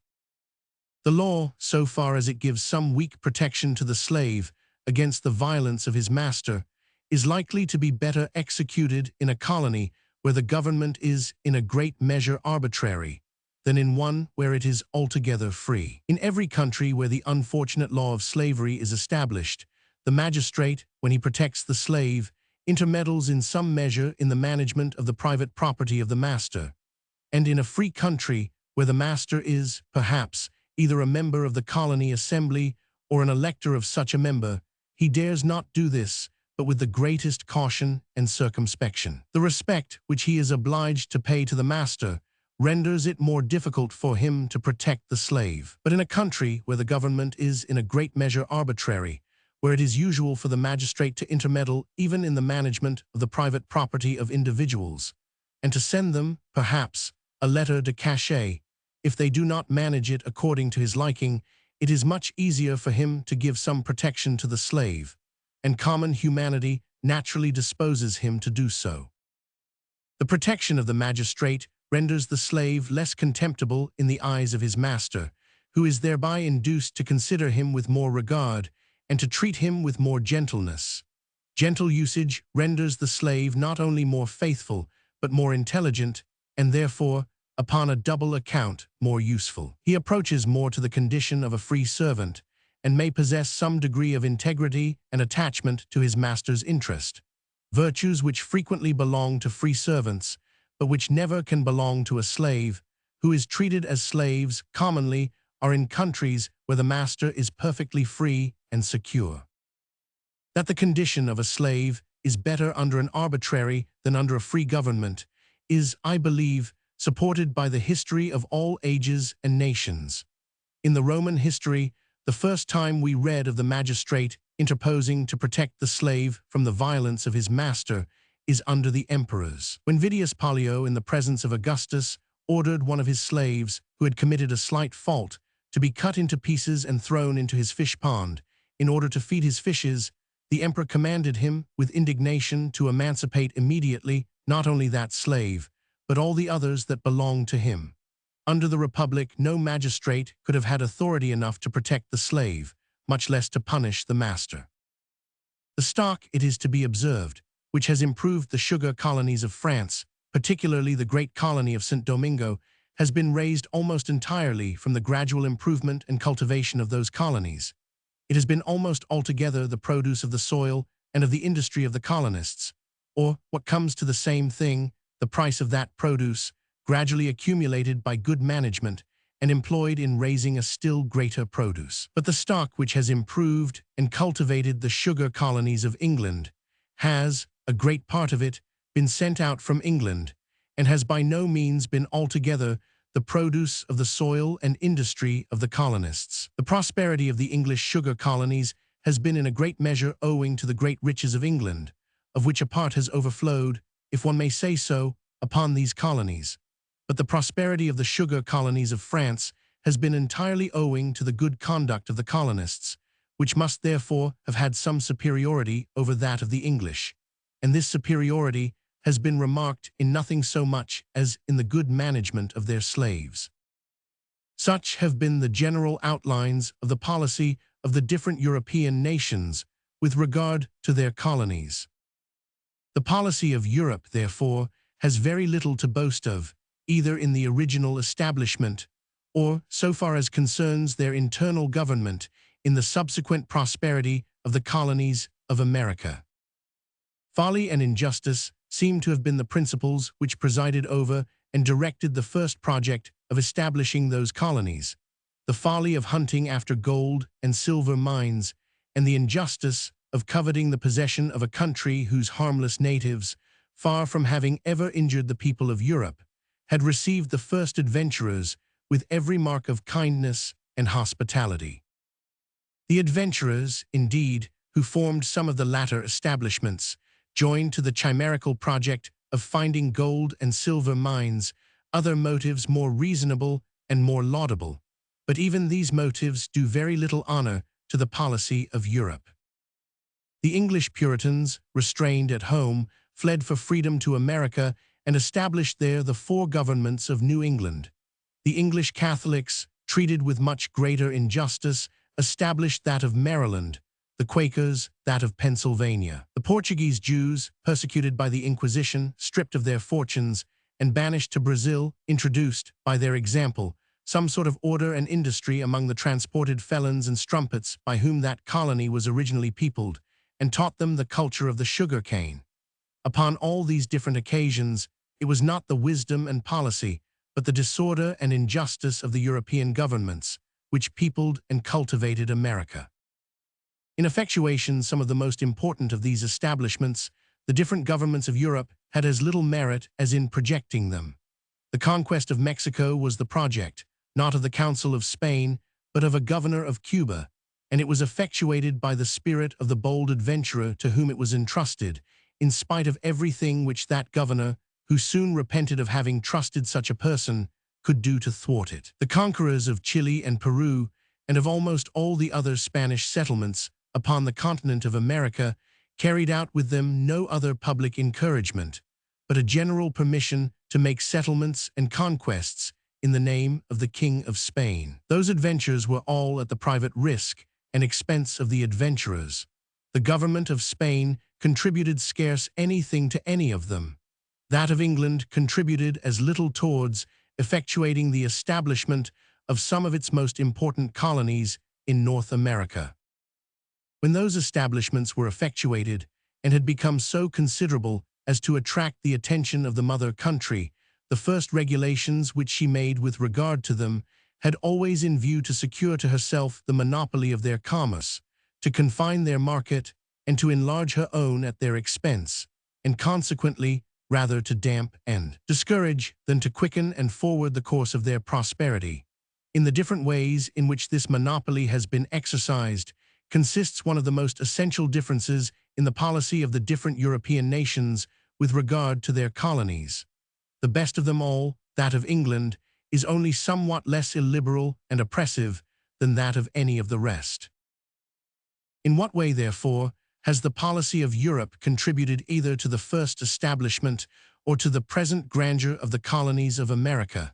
In one way, and in one way only, it has contributed a good deal. Magna virum mater. It bred and formed the men who were capable of achieving such great actions and of laying the foundation of so great an empire, and there is no other quarter of the world of which the policy is capable of forming or has ever actually, and in fact, formed such men. The colonies owe to the policy of Europe the education and great views of their active and enterprising founders, and some of the greatest and most important of them, so far as concerns their internal government, owe to it scarce anything else. Such are the advantages which the colonies of America have derived from the policy of Europe. What are those which Europe has derived from the discovery and colonization of America? Those advantages may be divided, first, into the general advantages which Europe, considered as one great country, has derived from those great events, and secondly, into the particular advantages which each colonizing country has derived from the colonies which particularly belong to it, in consequence of the authority or dominion which it exercises over them. The general advantages which Europe, considered as one great country, has derived from the discovery and colonization of America consist, first, in the increase of its enjoyments, and secondly, in the augmentation of its industry. The surplus produce of America imported into Europe furnishes the inhabitants of this great continent with a variety of commodities which they could not otherwise have possessed, some for conveniency and use, some for pleasure, and some for ornament, and thereby contributes to increase their enjoyments. The discovery and colonization of America, it will readily be allowed, have contributed to augment the industry, first, of all the countries which trade to it directly, such as Spain, Portugal, France, and England, and secondly, of all those which, without trading to it directly, send, through the medium of other countries, goods to it of their own produce, such as Austrian Flanders and some provinces of Germany, which, through the medium of the countries before mentioned, send to it a considerable quantity of linen and other goods. All such countries have evidently gained a more extensive market for their surplus produce, and must consequently have been encouraged to increase its quantity. But that those great events should likewise have contributed to encourage the industry of countries such as Hungary and Poland, which may never, perhaps, have sent a single commodity of their own produce to America, is not, perhaps, altogether so evident. That those events have done so, however, cannot be doubted. Some part of the produce of America is consumed in Hungary and Poland, and there is some demand there for the sugar, chocolate, and tobacco of that new quarter of the world. But those commodities must be purchased with something which is either the produce of the industry of Hungary and Poland, or with something which had been purchased with some part of that produce. Those commodities of America are new values, new equivalents, introduced into Hungary and Poland, to be exchanged there for the surplus produce of these countries. By being carried thither, they create a new and more extensive market for that surplus produce. They raise its value and thereby contribute to encourage its increase. Though no part of it may ever be carried to America, it may be carried to other countries, which purchase it with a part of their share of the surplus produce of America, and it may find a market by means of the circulation of that trade which was originally put into motion by the surplus produce of America. Those great events may even have contributed to increase the enjoyments and to augment the industry of countries which not only never sent any commodities to America, but never received any from it. Even such countries may have received a greater abundance of other commodities from countries, of which the surplus produce had been augmented by means of the American trade. This greater abundance, as it must necessarily have increased their enjoyments, so it must likewise have augmented their industry. A greater number of new equivalents, of some kind or other, must have been presented to them to be exchanged for the surplus produce of that industry.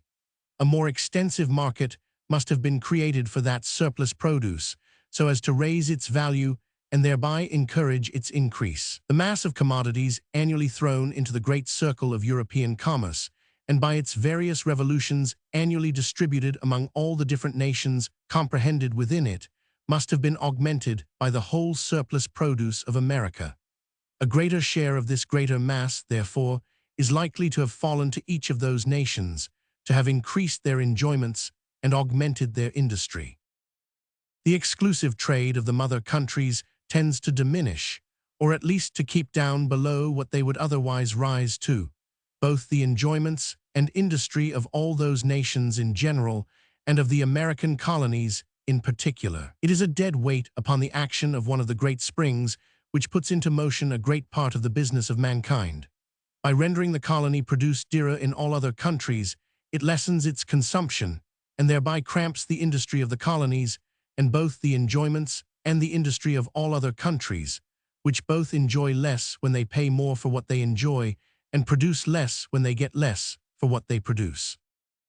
By rendering the produce of all other countries dearer in the colonies, it cramps in the same manner the industry of all other colonies, and both the enjoyments and the industry of the colonies. It is a clog which, for the supposed benefit of some particular countries, embarrasses the pleasures and encumbers the industry of all other countries, but of the colonies more than of any other. It not only excludes as much as possible all other countries from one particular market, but it confines as much as possible the colonies to one particular market, and the difference is very great between being excluded from one particular market when all others are open, and being confined to one particular market when all others are shut up. The surplus produce of the colonies, however, is the original source of all that increase of enjoyments and industry which Europe derives from the discovery and colonization of America, and the exclusive trade of the mother countries tends to render this source much less abundant than it otherwise would be.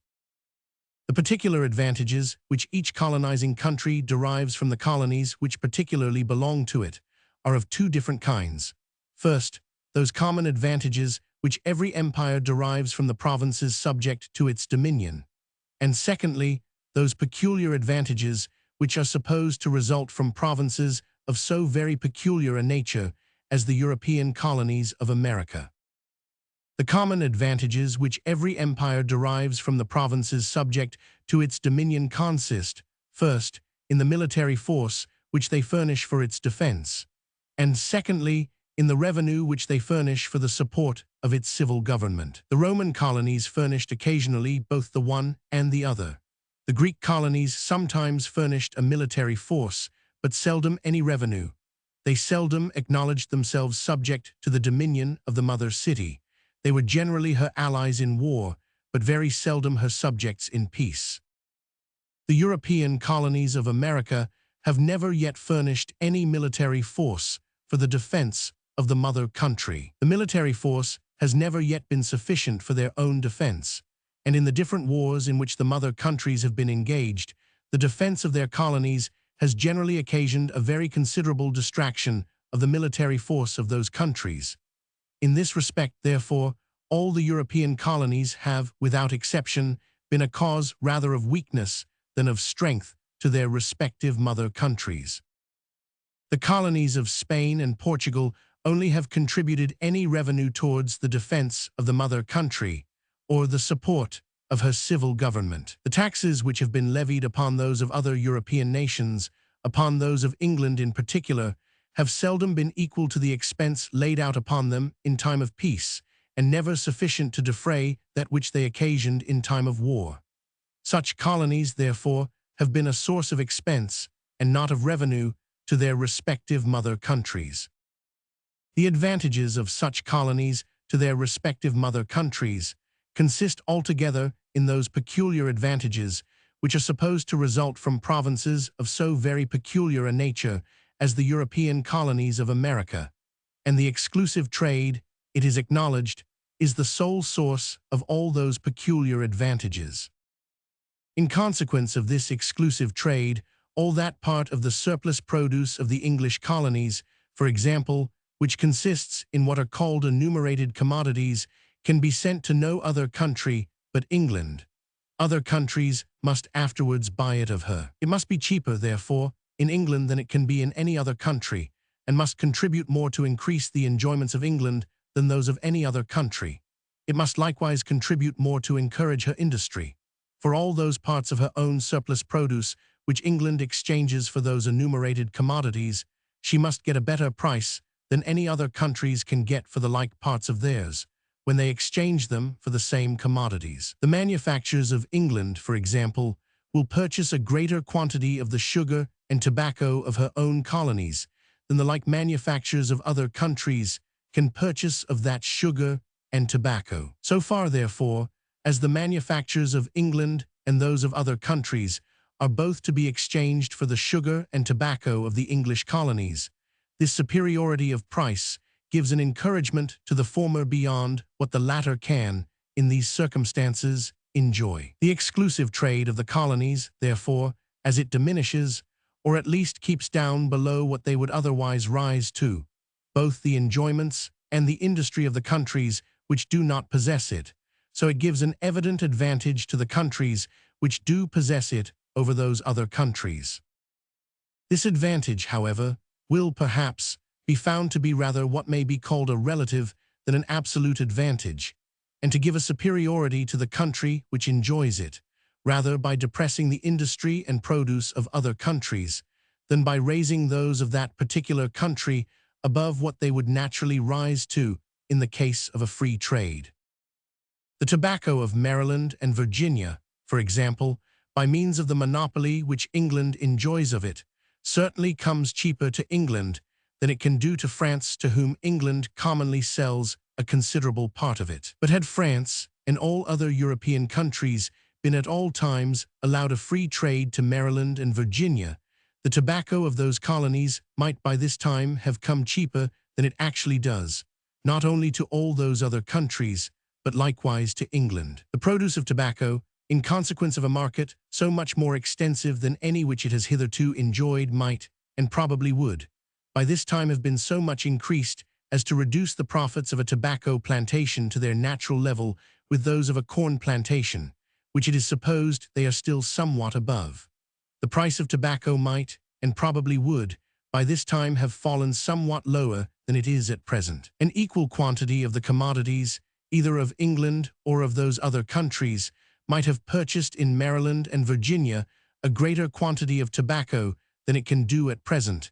and consequently have been sold there for so much a better price. So far as that weed, therefore, can, by its cheapness and abundance, increase the enjoyments, or augment the industry, either of England or of any other country, it would probably, in the case of a free trade, have produced both these effects in somewhat a greater degree than it can do at present. England, indeed, would not in this case have had any advantage over other countries. She might have bought the tobacco of her colonies somewhat cheaper, and consequently have sold some of her own commodities somewhat dearer than she actually does, but she could neither have bought the one cheaper nor sold the other dearer than any other country might have done. She might perhaps have gained an absolute, but she would certainly have lost a relative advantage.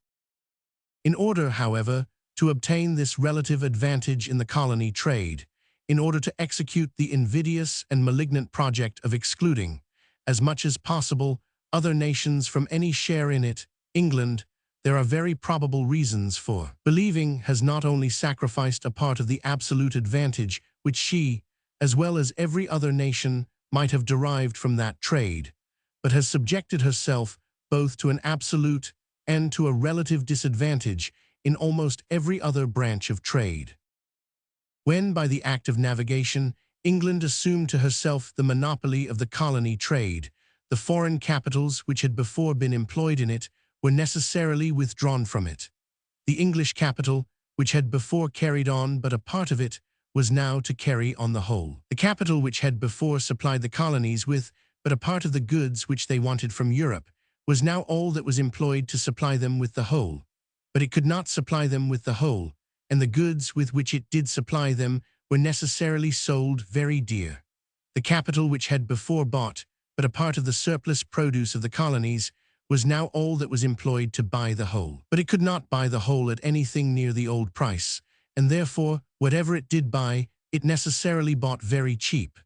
But in an employment of capital, in which the merchants sold very dear and bought very cheap, the profit must have been very great, and much above the ordinary level of profit in other branches of trade. This superiority of profit in the colony trade could not fail to draw from other branches of trade a part of the capital which had before been employed in them. But this revulsion of capital, as it must have gradually increased the competition of capitals in the colony trade, so it must have gradually diminished that competition in all those other branches of trade. As it must have gradually lowered the profits of the one, so it must have gradually raised those of the other, till the profits of all came to a new level, different from, and somewhat higher, than that at which they had been before. This double effect of drawing capital from all other trades, and of raising the rate of profit somewhat higher than it otherwise would have been in all trades, was not only produced by this monopoly upon its first establishment, but has continued to be produced by it ever since.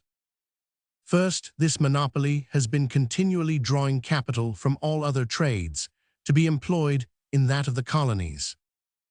Though the wealth of Great Britain has increased very much since the establishment of the Act of Navigation, it certainly has not increased in the same proportion as that or the colonies. But the foreign trade of every country naturally increases in proportion to its wealth, its surplus produce in proportion to its whole produce, and Great Britain, having engrossed to herself almost the whole of what may be called the foreign trade of the colonies, and her capital not having increased in the same proportion as the extent of that trade, she could not carry it on without continually withdrawing from other branches of trade some part of the capital which had before been employed in them, as well as withholding from them a great deal more which would otherwise have gone to them.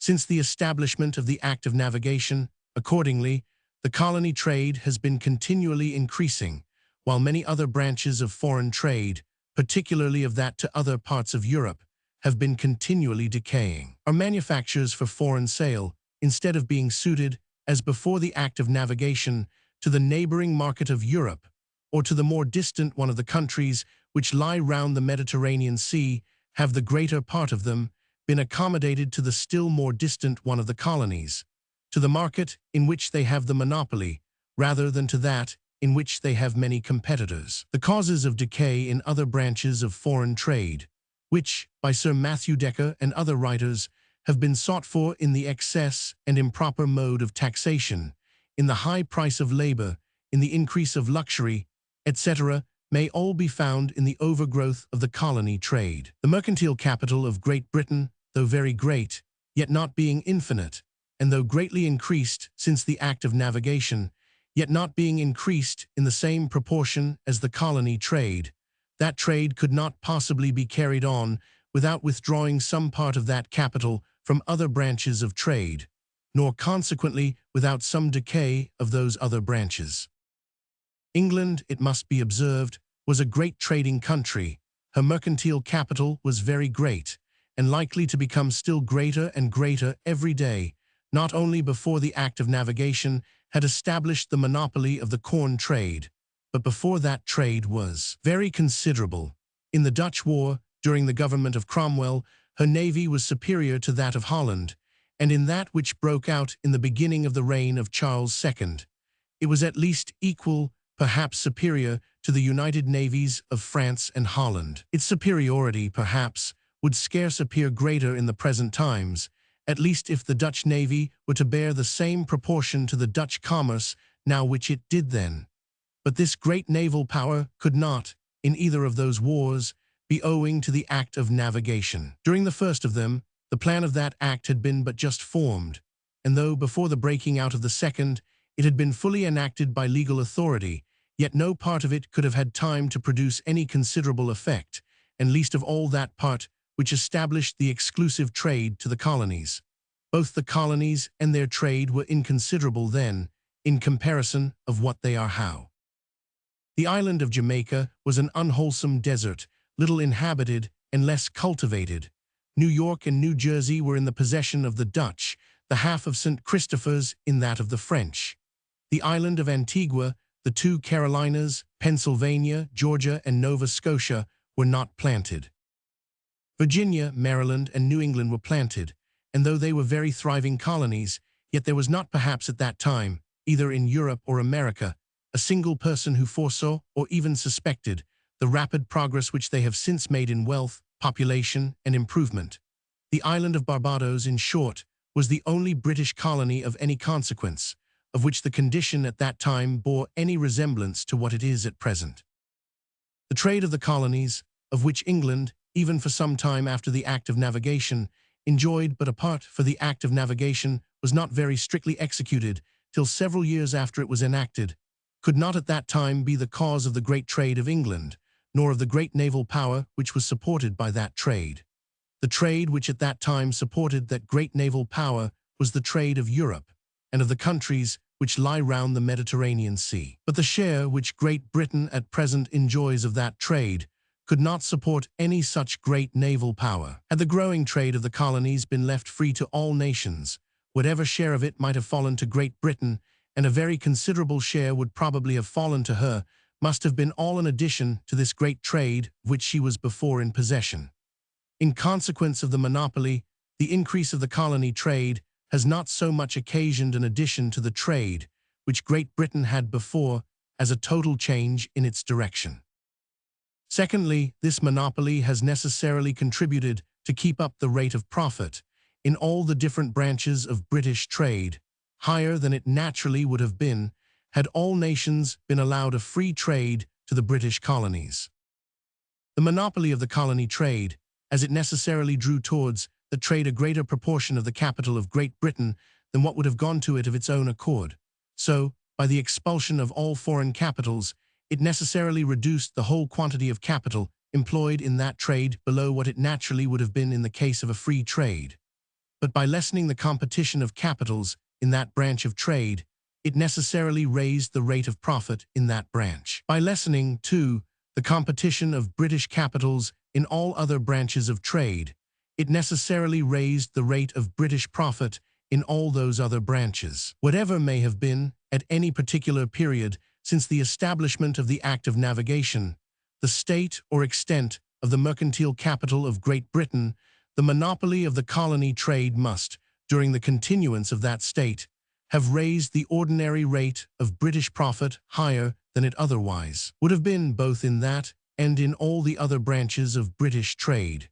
If, since the establishment of the Act of Navigation, the ordinary rate of British profit has fallen considerably, as it certainly has, it must have fallen still lower, had not the monopoly established by that act contributed to keep it up.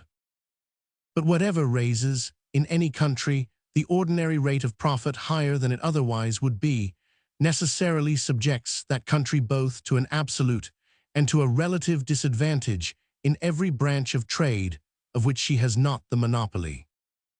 It subjects her to an absolute disadvantage, because, in such branches of trade, her merchants cannot get this greater profit without selling dearer than they otherwise would do, both the goods of foreign countries which they import into their own, and the goods of their own country which they export to foreign countries.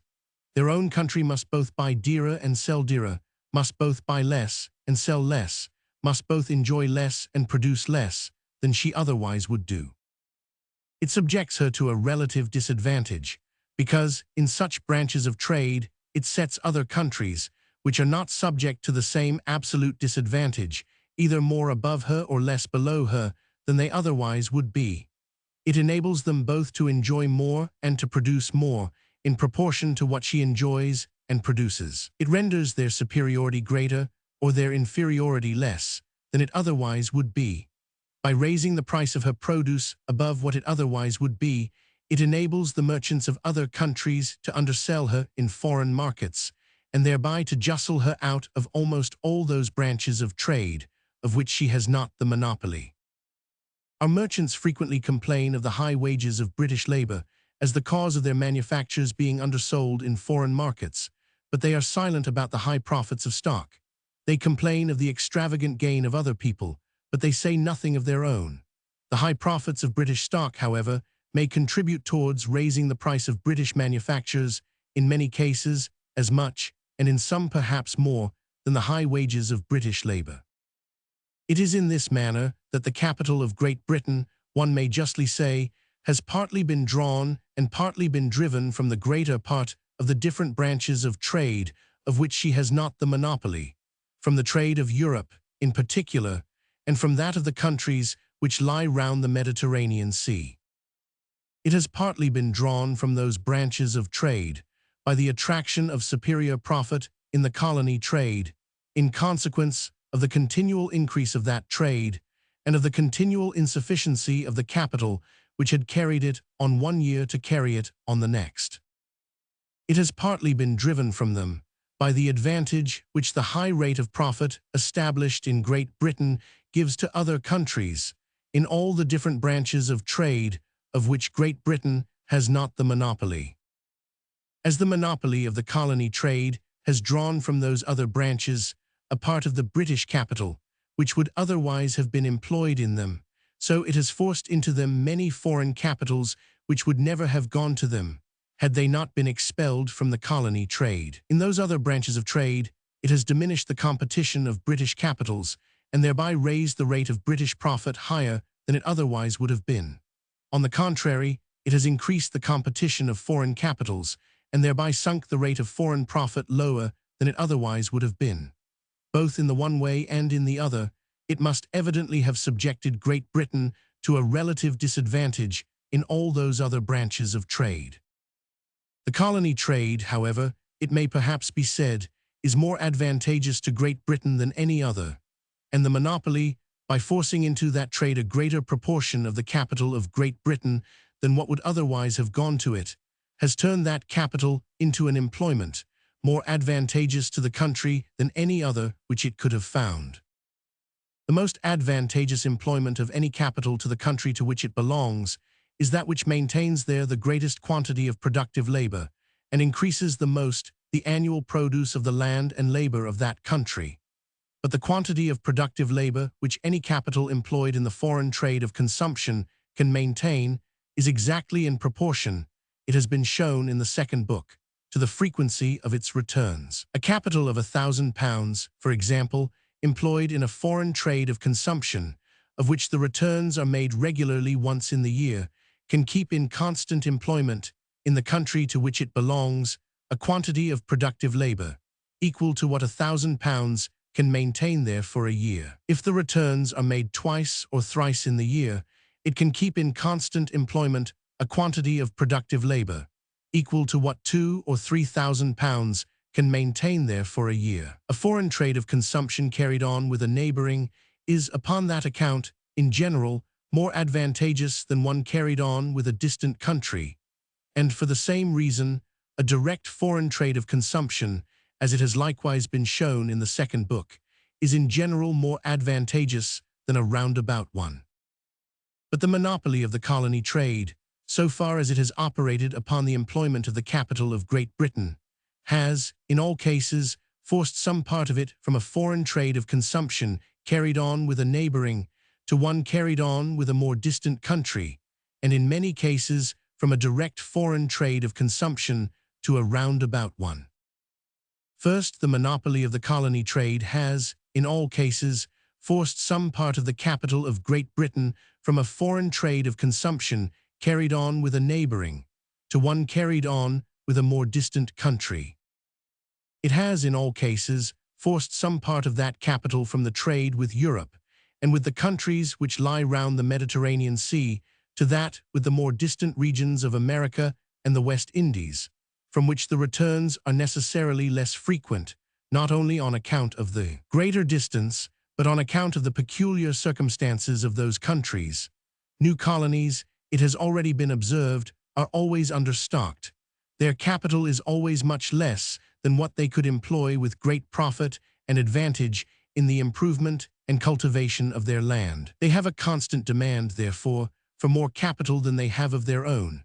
and in order to supply the deficiency of their own, they endeavor to borrow as much as they can of the mother country, to whom they are, therefore, always in debt. The most common way in which the colonies contract this debt is not by borrowing upon bond of the rich people of the mother country, though they sometimes do this too, but by running as much in arrear to their correspondents, who supply them with goods from Europe, as those correspondents will allow them. Their annual returns frequently do not amount to more than a third, and sometimes not to so great a proportion of what they owe. The whole capital, therefore, which their correspondents advance to them, is seldom returned to Britain in less than 3, and sometimes not in less than 4 or 5 years. But a British capital of £1,000, for example, which is returned to Great Britain only once in 5 years, can keep in constant employment only 1/5 part of the British industry which it could maintain if the whole was returned once in the year. And instead of the quantity of industry which £1,000 could maintain for a year, can keep in constant employment the quantity only which £200 can maintain for a year. The planter, no doubt, by the high price which he pays for the goods from Europe, by the interest upon the bills which he grants at distant dates, and by the commission upon the renewal of those which he grants at near dates, makes up, and probably more than makes up, all the loss which his correspondent can sustain by this delay. But though he make up the loss of his correspondent, he cannot make up that of Great Britain. In a trade of which the returns are very distant, the profit of the merchant may be as great or greater than in one in which they are very frequent and near. But the advantage of the country in which he resides, the quantity of productive labor constantly maintained there, the annual produce of the land and labor, must always be much less. That the returns of the trade to America, and still more those of that to the West Indies, are in general not only more distant, but more irregular and more uncertain, too, than those of the trade to any part of Europe, or even of the countries which lie round the Mediterranean Sea, will readily be allowed, I imagine, by everybody who has any experience of those different branches of trade. Secondly, the monopoly of the colony trade has, in many cases, forced some part of the capital of Great Britain from a direct foreign trade of consumption into a roundabout one. Among the enumerated commodities which can be sent to no other market but Great Britain, there are several of which the quantity exceeds very much the consumption of Great Britain, and of which a part, therefore, must be exported to other countries. But this cannot be done without forcing some part of the capital of Great Britain into a roundabout foreign trade of consumption. Maryland and Virginia, for example, send annually to Great Britain upwards of 96,000 hogsheads of tobacco, and the consumption of Great Britain is said not to exceed 14,000. Upwards of 82,000 hogsheads, therefore, must be exported to other countries, to France, to Holland, and to the countries which lie round the Baltic and Mediterranean seas. But that part of the capital of Great Britain which brings those 82,000 hogsheads to Great Britain, which re-exports them from thence to those other countries, and which brings back from those other countries to Great Britain either goods or money in return, is employed in a roundabout foreign trade of consumption, and is necessarily forced into this employment in order to dispose of this great surplus. If we would compute in how many years the whole of this capital is likely to come back to Great Britain, we must add to the distance of the American returns that of the returns from those other countries. If in the direct foreign trade of consumption which we carry on with America, the whole capital employed frequently does not come back in less than 3 or 4 years, the whole capital employed in this roundabout one is not likely to come back in less than 4 or 5. If the one can keep in constant employment, but a third or a fourth part of the domestic industry, which could be maintained by a capital returned once in the year, the other can keep in constant employment, but a fourth or a fifth part of that industry. At some of the outports, a credit is commonly given to those foreign correspondents to whom they export them tobacco. At the Port of London, indeed, it is commonly sold for ready money. The rule is weigh and pay. At the Port of London, therefore, the final returns of the whole roundabout trade are more distant than the returns from America, by the time only which the goods may lie unsold in the warehouse, where, however, they may sometimes lie long enough. But had not the colonies been confined to the market of Great Britain for the sale of their tobacco, very little more of it would probably have come to us than what was necessary for the home consumption. The goods which Great Britain purchases at present for her own consumption, with the great surplus of tobacco which she exports to other countries, she would, in this case, probably have purchased with the immediate produce of her own industry or with some part of her own manufactures.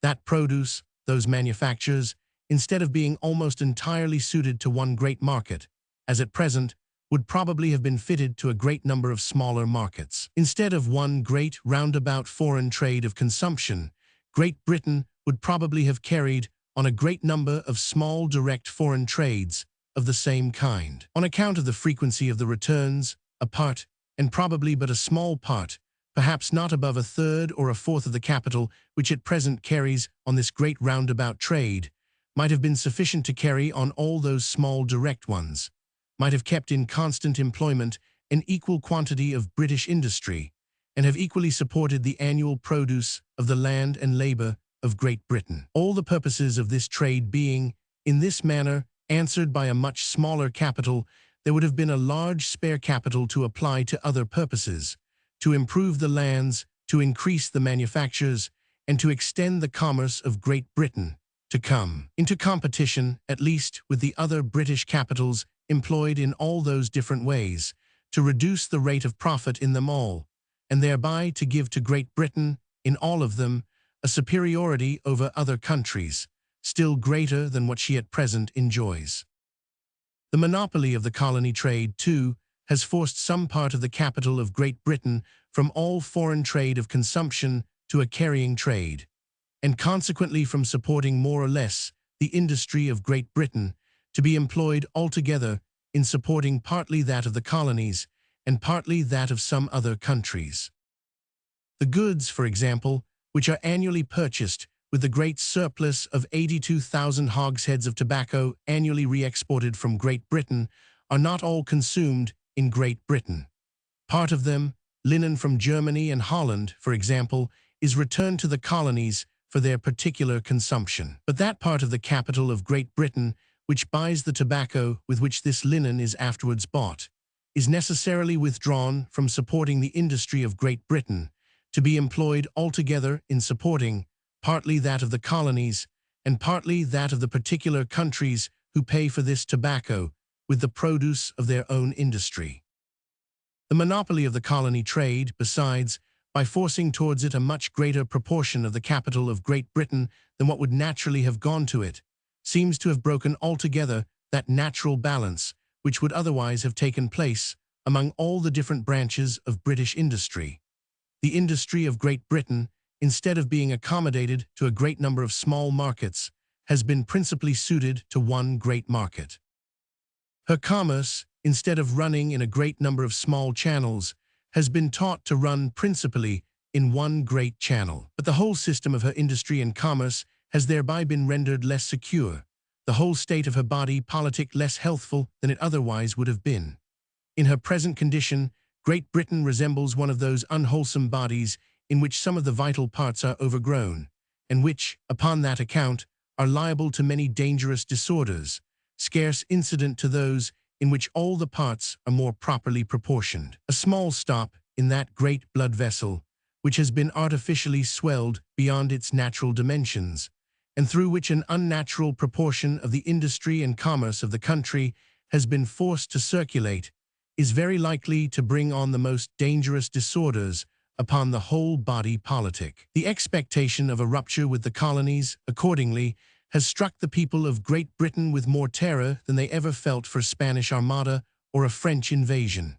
It was this terror, whether well or ill-grounded, which rendered the repeal of the Stamp Act, among the merchants at least, a popular measure. In the total exclusion from the colony market, was it to last only for a few years, the greater part of our merchants used to fancy that they foresaw an entire stop to their trade, the greater part of our master manufacturers the entire ruin of their business, and the greater part of our workmen an end of their employment. A rupture with any of our neighbors upon the continent, though likely, too, to occasion some stop or interruption in the employments of some of all these different orders of people, is foreseen, however, without any such general emotion. The blood, of which the circulation is stopped in some of the smaller vessels, easily disgorges itself into the greater, without occasioning any dangerous disorder. But when it is stopped in any of the greater vessels, convulsions, apoplexy, or death are the immediate and unavoidable consequences. If but one of those overgrown manufactures, which, by means either of bounties or of the monopoly of the home and colony markets, have been artificially raised up to any unnatural height, finds some small stop or interruption in its employment, it frequently occasions a mutiny and disorder, alarming to government and embarrassing even to the deliberations of the legislature. How great, therefore, would be the disorder and confusion, it was thought, which must necessarily be occasioned by a sudden and entire stop in the employment of so great a proportion of our principal manufacturers.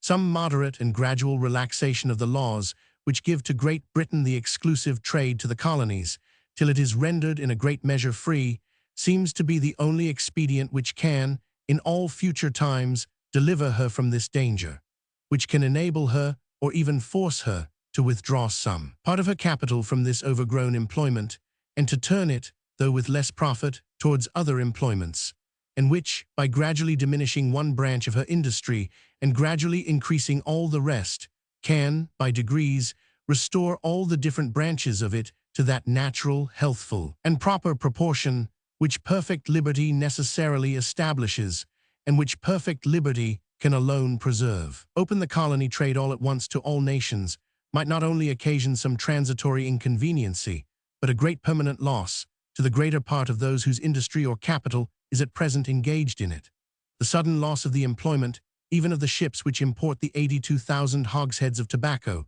which are over and above the consumption of Great Britain, might alone be felt very sensibly. Such are the unfortunate effects of all the regulations of the mercantile system.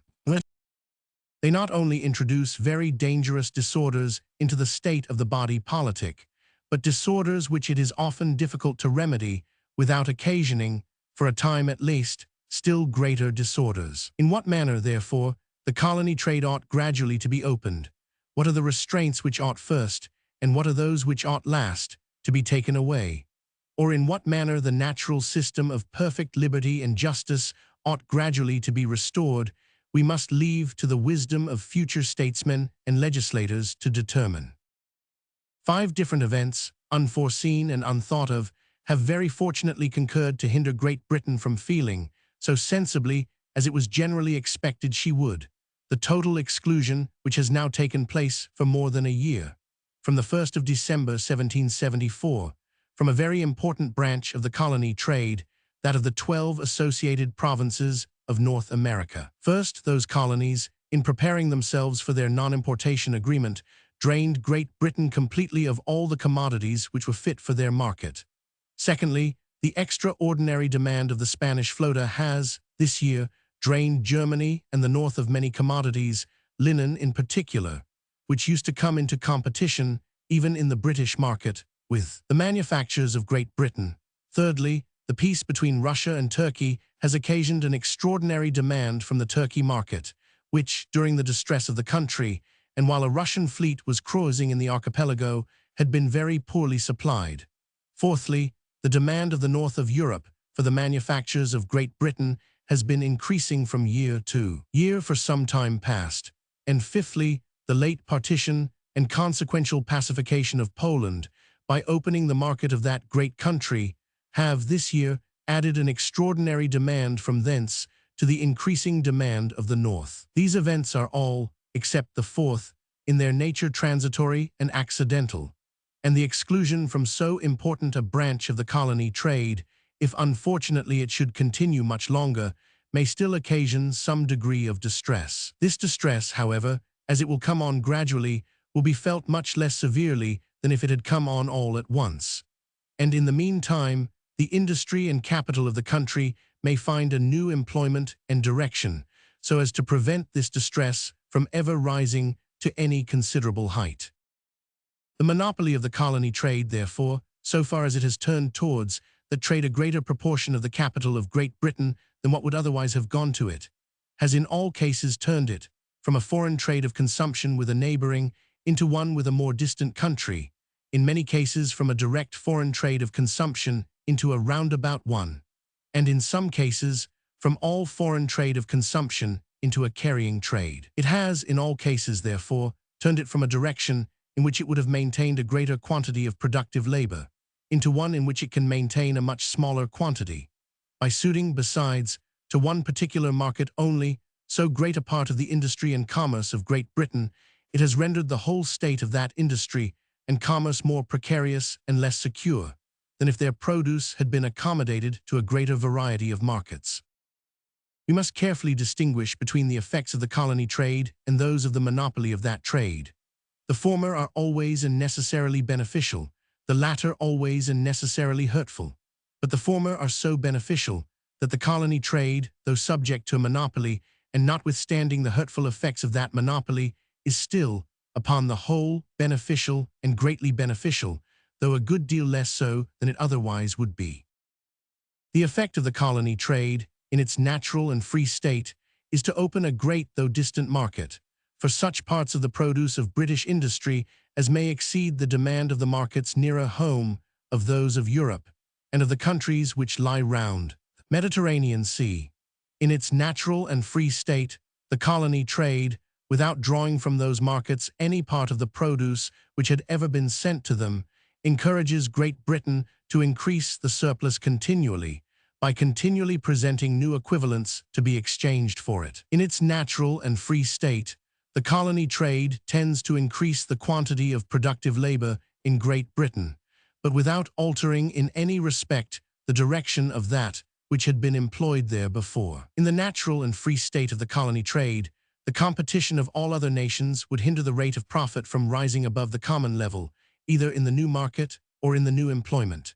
The new market, without drawing anything from the old one, would create, if one may say so, a new produce for its own supply, and that new produce would constitute a new capital for carrying on the new employment, which, in the same manner, would draw nothing from the old one. The monopoly of the colony trade, on the contrary, by excluding the competition of other nations, and thereby raising the rate of profit, both in the new market and in the new employment, draws produce from the old market and capital from the old employment. To augment our share of the colony trade beyond what it otherwise would be is the avowed purpose of the monopoly. If our share of that trade were to be no greater with than it would have been without the monopoly, there could have been no reason for establishing the monopoly. But whatever forces into a branch of trade, of which the returns are slower and more distant than those of the greater part of other trades, a greater proportion of the capital of any country than what of its own accord would go to that branch, necessarily renders the whole quantity of productive labor annually maintained there, the whole annual produce of the land and labor of that country, less than they otherwise would be. It keeps down the revenue of the inhabitants of that country below what it would naturally rise to, and thereby diminishes their power of accumulation. It not only hinders, at all times, their capital from maintaining so great a quantity of productive labor as it would otherwise maintain, but it hinders it from increasing so fast as it would otherwise increase, and consequently from maintaining a still greater quantity of productive labor. The natural good effects of the colony trade, however, more than counterbalance to Great Britain the bad effects of the monopoly, so that monopoly and altogether that trade, even as it is carried on at present, is not only advantageous, but greatly advantageous. The new market and the new employment which are opened by the colony trade are of much greater extent than that portion of the old market and of the old employment which is lost by the monopoly. The new produce and the new capital which has been created, if one may say so, by the colony trade, maintain in Great Britain a greater quantity of productive labor than what can have been thrown out of employment by the revulsion of capital from other trades of which the returns are more frequent. If the colony trade, however, even as it is carried on at present, is advantageous to Great Britain, it is not by means of the monopoly, but in spite of the monopoly. It is rather for the manufactured than for the rude produce of Europe that the colony trade opens a new market.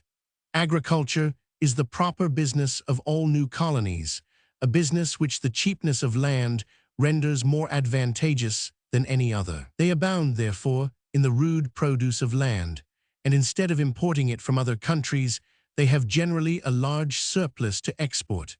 In new colonies, agriculture either draws hands from all other employments or keeps them from going to any other employment. There are few hands to spare for the necessary and none for the ornamental manufactures.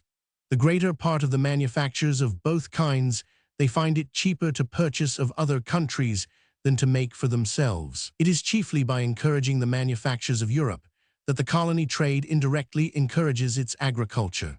The manufacturers of Europe, to whom that trade gives employment, constitute a new market for the produce of the land, and the most advantageous of all markets. The home market for the corn and cattle, for the bread and butcher's meat of Europe, is thus greatly extended by means of the trade to America. But that the monopoly of the trade of populous and thriving colonies is not alone sufficient to establish, or even to maintain, manufactures in any country, the examples of Spain and Portugal sufficiently demonstrate. Spain and Portugal were manufacturing countries before they had any considerable colonies. Since they had the richest and most fertile in the world, they have both ceased to be so. In Spain and Portugal, the bad effects of the monopoly, aggravated by other causes, have, perhaps, nearly overbalanced the natural good effects of the colony trade. These causes seem to be other monopolies of different kinds. The degradation of the value of gold and silver below what it is in most other countries, the exclusion from foreign markets by improper taxes upon exportation, and the narrowing of the home market by still more improper taxes upon the transportation of goods from one part of the country to another. But above all, that irregular and partial administration of justice which often protects the rich and powerful debtor from the pursuit of his injured creditor, and which makes the industrious part of the nation afraid to prepare goods for the consumption of those haughty and great men, to whom they dare not refuse to sell upon credit, and from whom they are altogether uncertain of repayment. In England, on the contrary, the natural good effects of the colony trade, assisted by other causes, have in a great measure conquered the bad effects of the monopoly. These causes seem to be the general liberty of trade, which, notwithstanding some restraints, is at least equal, perhaps superior, to what it is in any other country. The liberty of exporting, duty-free, almost all sorts of goods which are the produce of domestic industry to almost any foreign country. And what, perhaps, is of still greater importance, the unbounded liberty of transporting them from one part of our own country to any other without being obliged to give any account to any public office, without being liable to question or examination of any kind. But above all, that equal and impartial administration of justice, which renders the rights of the meanest British subject respectable to the greatest, and which, by securing to every man the fruits of his own industry, gives the greatest and most effectual encouragement to every sort of industry. If the manufactures of Great Britain, however, have been advanced, as they certainly have, by the colony trade, it has not been by means of the monopoly of that trade, but in spite of the monopoly. The effect of the monopoly has been, not to augment the quantity, but to alter the quality and shape of a part of the manufactures of Great Britain, and to accommodate to a market, from which the returns are slow and distant, what would otherwise have been accommodated to one from which the returns are frequent and near. Its effect has consequently been to turn a part of the capital of Great Britain from an employment in which it would have maintained a greater quantity of manufacturing industry, to one in which it maintains a much smaller, and thereby to diminish, instead of increasing, the whole quantity of manufacturing industry maintained in Great Britain. The monopoly of the colony trade, therefore, like all the other mean and malignant expedients of the mercantile system, depresses the industry of all other countries, but chiefly that of the colonies, without in the least increasing, but on the contrary diminishing, that of the country in whose favor it is established. The monopoly hinders the capital of that country, whatever may, at any particular time, be the extent of that capital, from maintaining so great a quantity of productive labor as it would otherwise maintain, and from affording so great a revenue to the industrious inhabitants as it would otherwise afford. But as capital can be increased only by savings from revenue, the monopoly, by hindering it from affording so great a revenue as it would otherwise afford, necessarily hinders it from increasing so fast as it would otherwise increase, and consequently from maintaining a still greater quantity of productive labor and affording a still greater revenue to the industrious inhabitants of that country. One great original source of revenue, therefore, the wages of labor, the monopoly must necessarily have rendered, at all times, less abundant than it otherwise would have been. By raising the rate of mercantile profit, the monopoly discourages the improvement of land. The profit of improvement depends upon the difference between what the land actually produces and what, by the application of a certain capital, it can be made to produce. If this difference affords a greater profit than what can be drawn from an equal capital in any mercantile employment, the improvement of land will draw capital from all mercantile employments. If the profit is less, mercantile employments will draw capital from the improvement of land. Whatever, therefore, raises the rate of mercantile profit, either lessens the superiority or increases the inferiority of the profit of improvement, and, in the one case, hinders capital from going to improvement, and in the other draws capital from it. But by discouraging improvement, the monopoly necessarily retards the natural increase of another great original source of revenue, the rent of land. By raising the rate of profit, too, the monopoly necessarily keeps up the market rate of interest higher than it otherwise would be. But the price of land, in proportion to the rent which it affords, the number of years' purchase which is commonly paid for it, necessarily falls as the rate of interest rises, and rises as the rate of interest falls. The monopoly, therefore, hurts the interest of the landlord two different ways, by retarding the natural increase, first, of his rent, and secondly, of the price which he would get for his land, in proportion to the rent which it affords. The monopoly, indeed, raises the rate of mercantile profit, and thereby augments somewhat the gain of our merchants. But as it obstructs the natural increase of capital, it tends rather to diminish than to increase the sum total of the revenue which the inhabitants of the country derive from the profits of stock. A small profit upon a great capital generally affording a greater revenue than a great profit upon a small one. The monopoly raises the rate of profit, but it hinders the sum of profit from rising so high as it otherwise would do. All the original sources of revenue, the wages of labor, the rent of land, and the profits of stock, the monopoly renders much less abundant than they otherwise would be. To promote the little interest of one little order of men in one country, it hurts the interest of all other orders of men in that country, and of all the men in all other countries. It is solely by raising the ordinary rate of profit that the monopoly either has proved, or could prove, advantageous to any one particular order of men. But besides all the bad effects to the country in general, which have already been mentioned as necessarily resulting from a higher rate of profit, there is one more fatal, perhaps, than all these put together, but which, if we may judge from experience, is inseparably connected. With it, the high rate of profit seems everywhere to destroy that parsimony which, in other circumstances, is natural to the character of the merchant. When profits are high, that sober virtue seems to be superfluous, an expensive luxury to suit better the affluence of his situation. But the owners of the great mercantile capitals are necessarily the leaders and conductors of the whole industry of every nation, and their example has a much greater influence upon the manners of the whole industrious part of it than that of any other order of men. If his employer is attentive and parsimonious, the workman is very likely to be so too.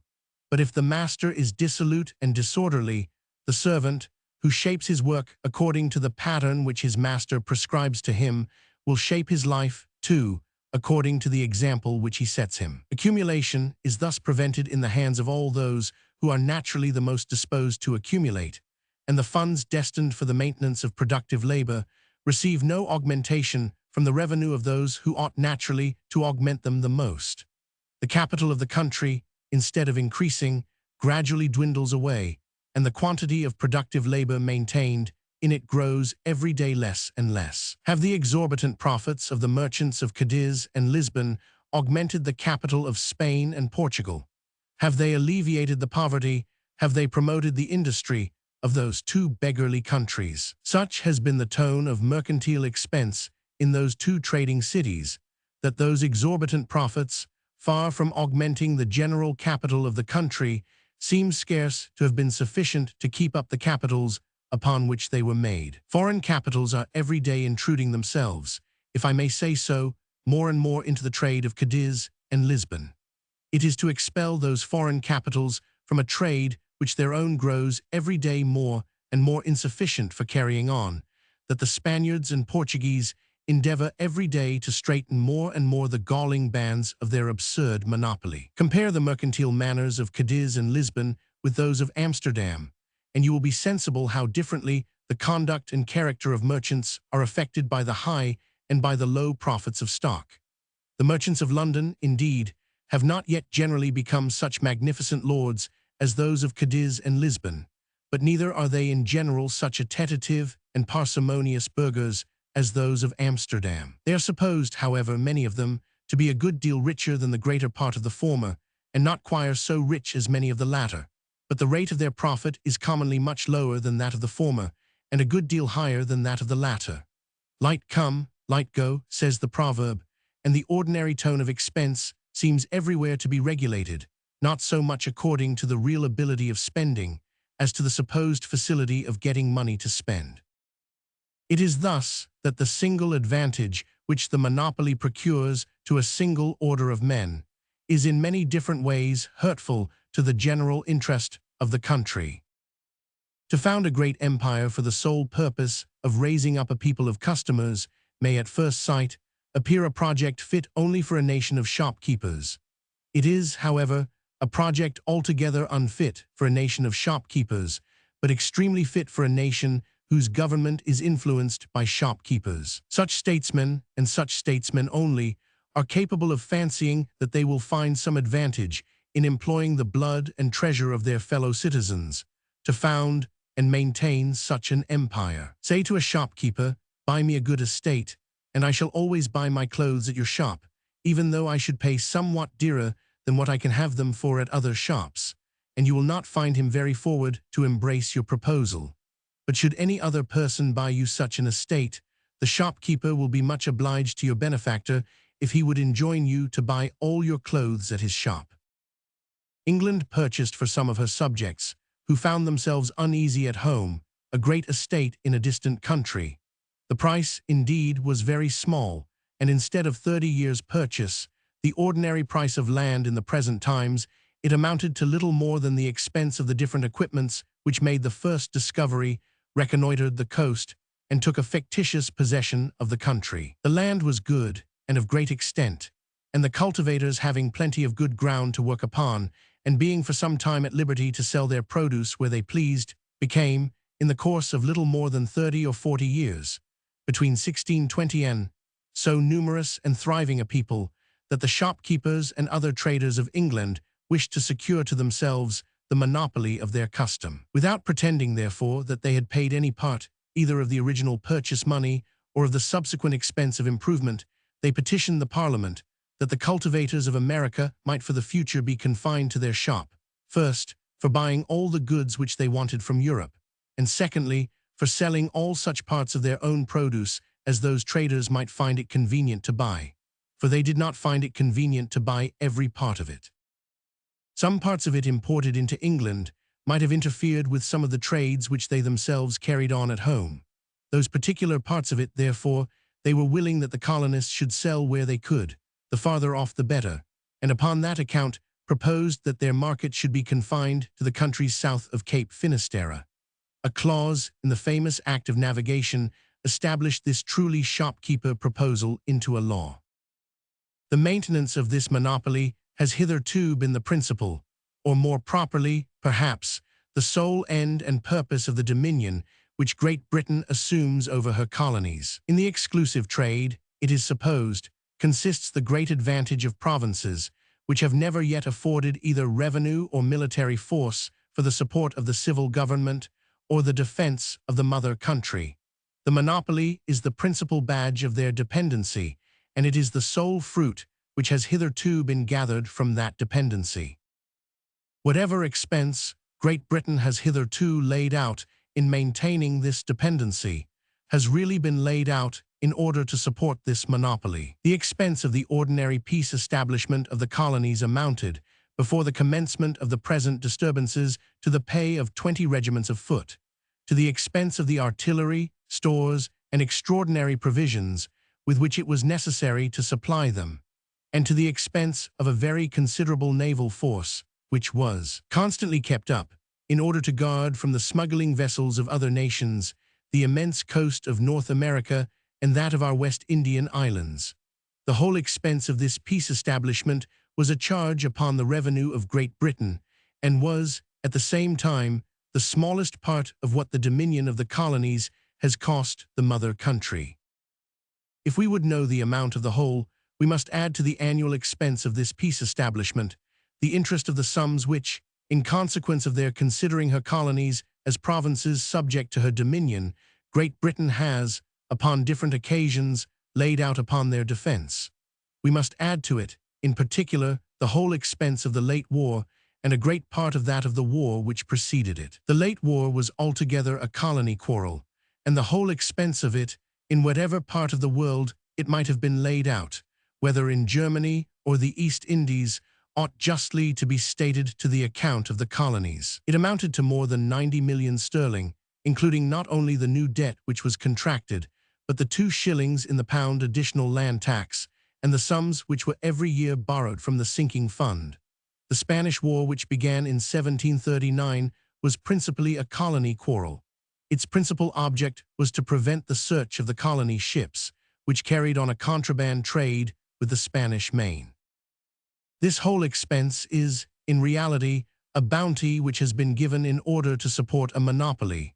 The pretended purpose of it was to encourage the manufactures and to increase the commerce of Great Britain. But its real effect has been to raise the rate of mercantile profit and to enable our merchants to turn into a branch of trade, of which the returns are more slow and distant than those of the greater part of other trades, a greater proportion of their capital than they otherwise would have done. 2 events which, if a bounty could have prevented, it might perhaps have been very well worth while to give such a bounty. Under the present system of management, therefore, Great Britain derives nothing but loss from the dominion which she assumes over her colonies. To propose that Great Britain should voluntarily give up all authority over her colonies and leave them to elect their own magistrates, to enact their own laws, and to make peace and war as they might think proper, would be to propose such a measure as never was, and never will be, adopted by any nation in the world. No nation ever voluntarily gave up the dominion of any province, how troublesome soever it might be to govern it, and how small soever the revenue which it afforded might be in proportion to the expense which it occasioned. Such sacrifices, though they might frequently be agreeable to the interest, are always mortifying to the pride of every nation. And, what is perhaps of still greater consequence, they are always contrary to the private interest of the governing part of it, who would thereby be deprived of the disposal of many places of trust and profit, of many opportunities of acquiring wealth and distinction, which the possession of the most turbulent, and, to the great body of the people, the most unprofitable province, seldom fails to afford. The most visionary enthusiasts would scarce be capable of proposing such a measure, with any serious hopes, at least, of its ever being adopted. If it was adopted, however, Great Britain would not only be immediately freed from the whole annual expense of the peace establishment of the colonies, but might settle with them such a treaty of commerce as would effectually secure to her a free trade, more advantageous to the great body of the people, though less so to the merchants, than the monopoly which she at present enjoys. By thus parting good friends, the natural affection of the colonies to the mother country, which, perhaps, our late dissensions have well nigh extinguished, would quickly revive. It might dispose them not only to respect, for whole centuries together, that treaty of commerce which they had concluded with us at parting, but to favor us in war as well as in trade, and instead of turbulent and factious subjects, to become our most faithful, affectionate, and generous allies, and the same sort of parental affection on the one side and filial respect on the other might revive between Great Britain and her colonies, which used to subsist between those of ancient Greece and the mother city from which they descended.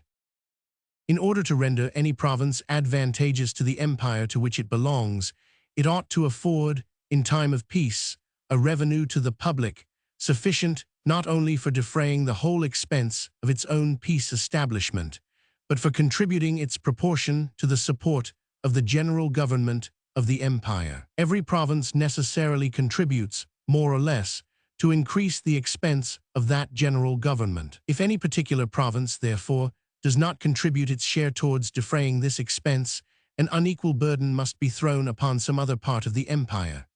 The extraordinary revenue, too, which every province affords to the public in time of war, ought, from parity of reason, to bear the same proportion to the extraordinary revenue of the whole empire, which its ordinary revenue does in time of peace. That neither the ordinary nor extraordinary revenue which Great Britain derives from her colonies bears this proportion to the whole revenue of the British Empire will readily be allowed. The monopoly, it has been supposed, indeed, by increasing the private revenue of the people of Great Britain, and thereby enabling them to pay greater taxes, compensates the deficiency of the public revenue of the colonies. But this monopoly, I have endeavored to show, though a very grievous tax upon the colonies, and though it may increase the revenue of a particular order of men in Great Britain,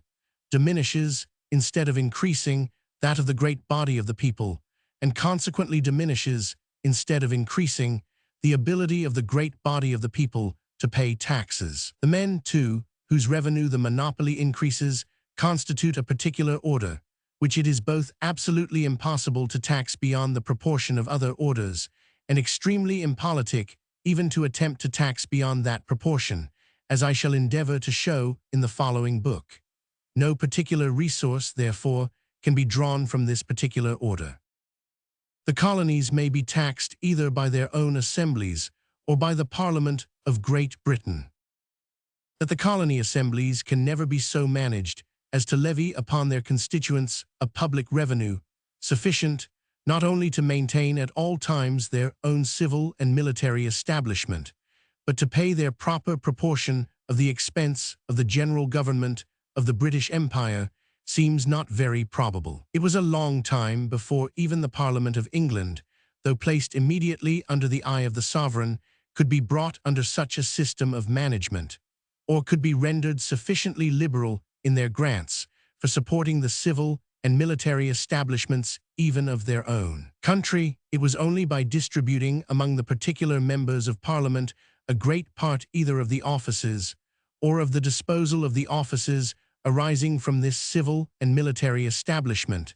that such a system of management could be established, even with regard to the Parliament of England. But the distance of the colony assemblies from the eye of the sovereign, their number, their dispersed situation, and their various constitutions would render it very difficult to manage them in the same manner, even though the sovereign had the same means of doing it, and those means are wanting. It would be absolutely impossible to distribute among all the leading members of all the colony assemblies such a share, either of the offices or of the disposal of the offices, arising from the general government of the British Empire, as to dispose them to give up their popularity at home, and to tax their constituents for the support of that general government, of which almost the whole emoluments were to be divided among people who were strangers to them.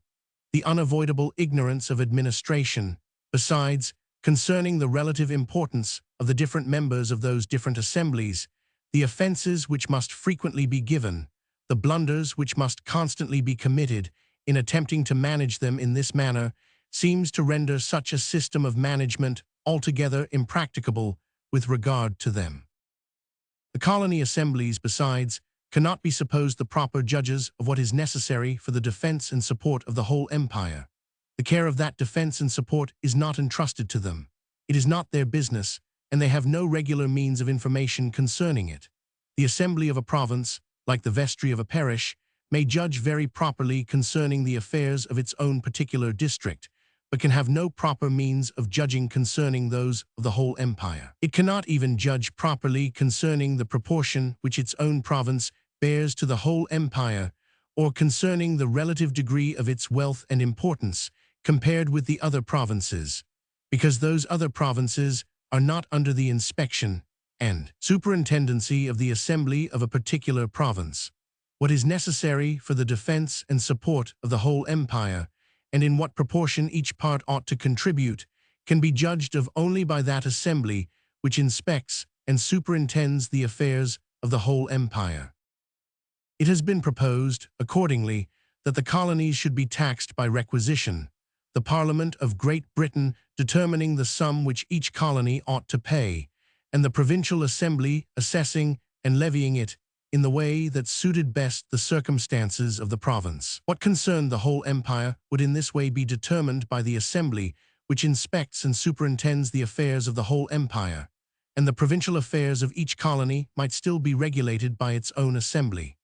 Though the colonies should, in this case, have no representatives in the British Parliament, yet, if we may judge by experience, there is no probability that the parliamentary requisition would be unreasonable. The Parliament of England has not, upon any occasion, shewn the smallest disposition to overburden those parts of the empire which are not represented in Parliament.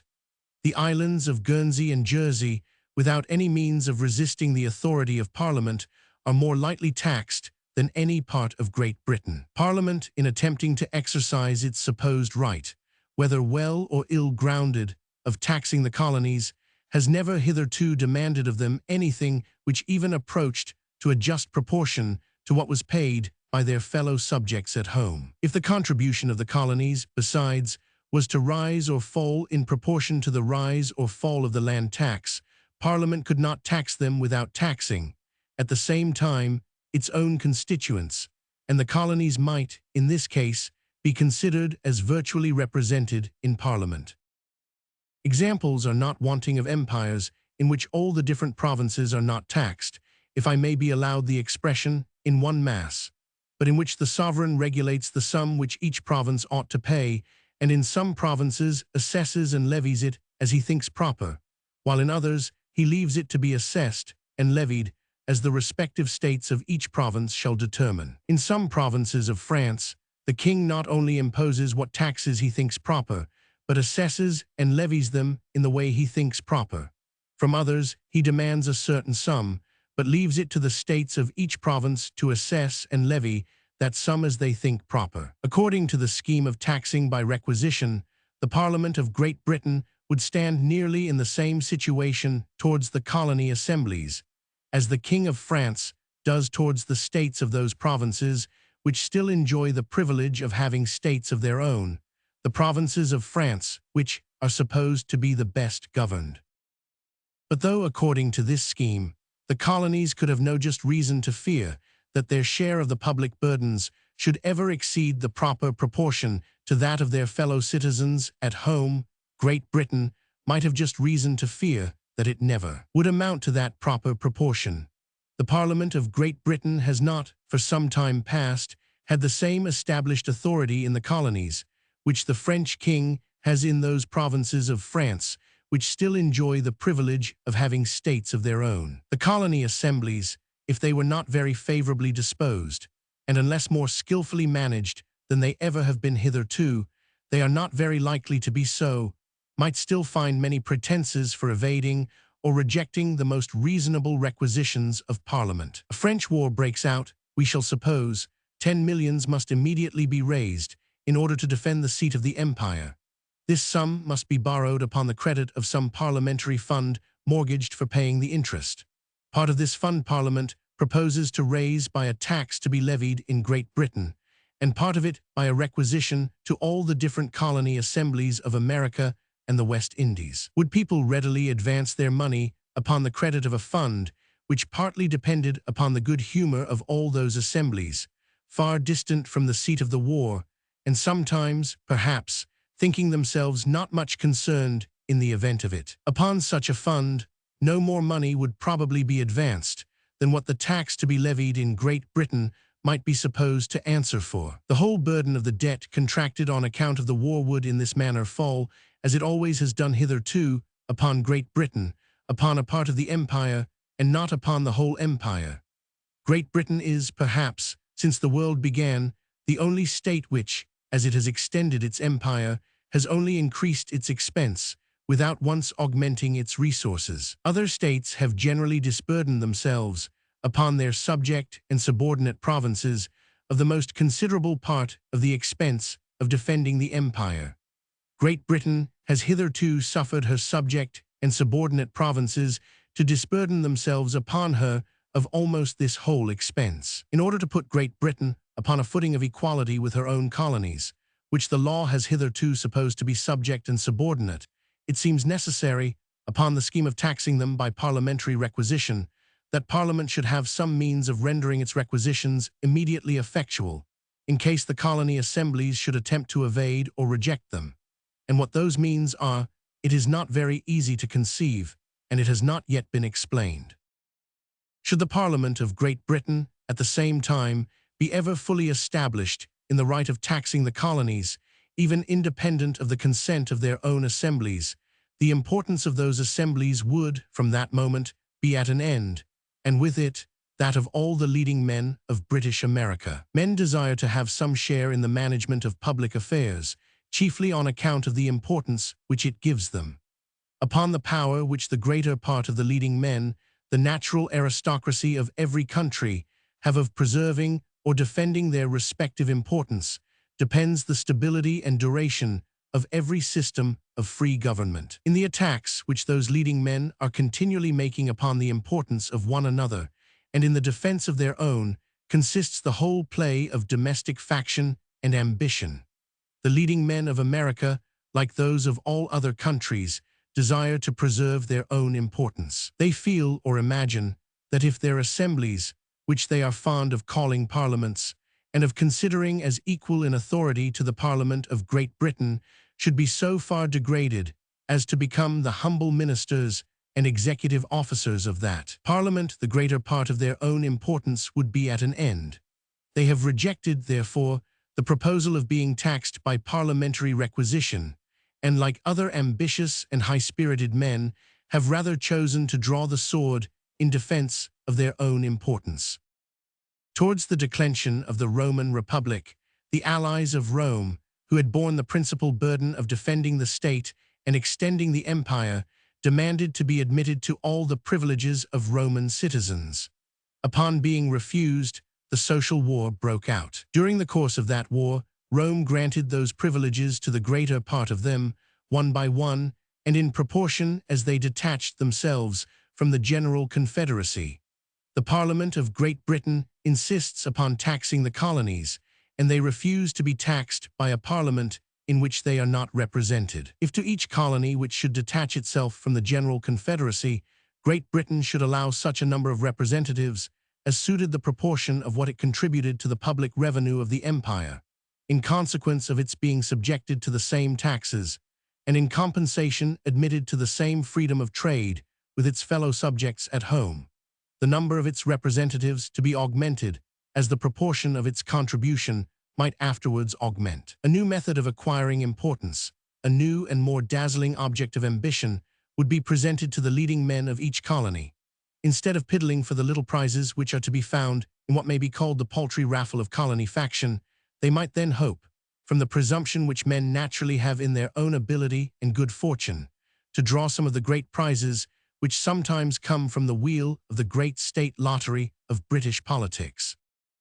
Unless this or some other method is fallen upon, and there seems to be none more obvious than this, of preserving the importance and of gratifying the ambition of the leading men of America, it is not very probable that they will ever voluntarily submit to us, and we ought to consider that the blood which must be shed in forcing them to do so is, every drop of it, the blood either of those who are, or of those whom we wish to have for our fellow citizens. They are very weak who flatter themselves that, in the state to which things have come, our colonies will be easily conquered by force alone. The persons who now govern the resolutions of what they call their Continental Congress feel in themselves at this moment a degree of importance which, perhaps, the greatest subjects in Europe scarce feel. From shopkeepers, tradesmen, and attorneys, they are become statesmen and legislators, and are employed in contriving a new form of government for an extensive empire, which, they flatter themselves, will become, and which, indeed, seems very likely to become, one of the greatest and most formidable that ever was in the world. 500 different people, perhaps, who, in different ways, act immediately under the Continental Congress, and 500,000, perhaps, who act under those 500, all feel, in the same manner, a proportionable rise in their own importance. Almost every individual of the governing party in America fills, at present, in his own fancy, a station superior, not only to what he had ever filled before, but to what he had ever expected to fill, and unless some new object of ambition is presented either to him or to his leaders, if he has the ordinary spirit of a man, he will die in defense of that station. It is a remark of the President Hainaut that we now read with pleasure the account of many little transactions of the League, which, when they happened, were not, perhaps, considered as very important pieces of news. But every man then, says he, fancied himself of some importance, and the innumerable memoirs which have come down to us from those times were the greater part of them written by people who took pleasure in recording and magnifying events, in which they flattered themselves they had been considerable actors. How obstinately the city of Paris, upon that occasion, defended itself, what a dreadful famine it supported rather than submit to the best, and afterwards the most beloved of all the French kings, is well known. The greater part of the citizens, or those who governed the greater part of them, fought in defense of their own importance, which they foresaw was to be at an end whenever the ancient government should be re-established.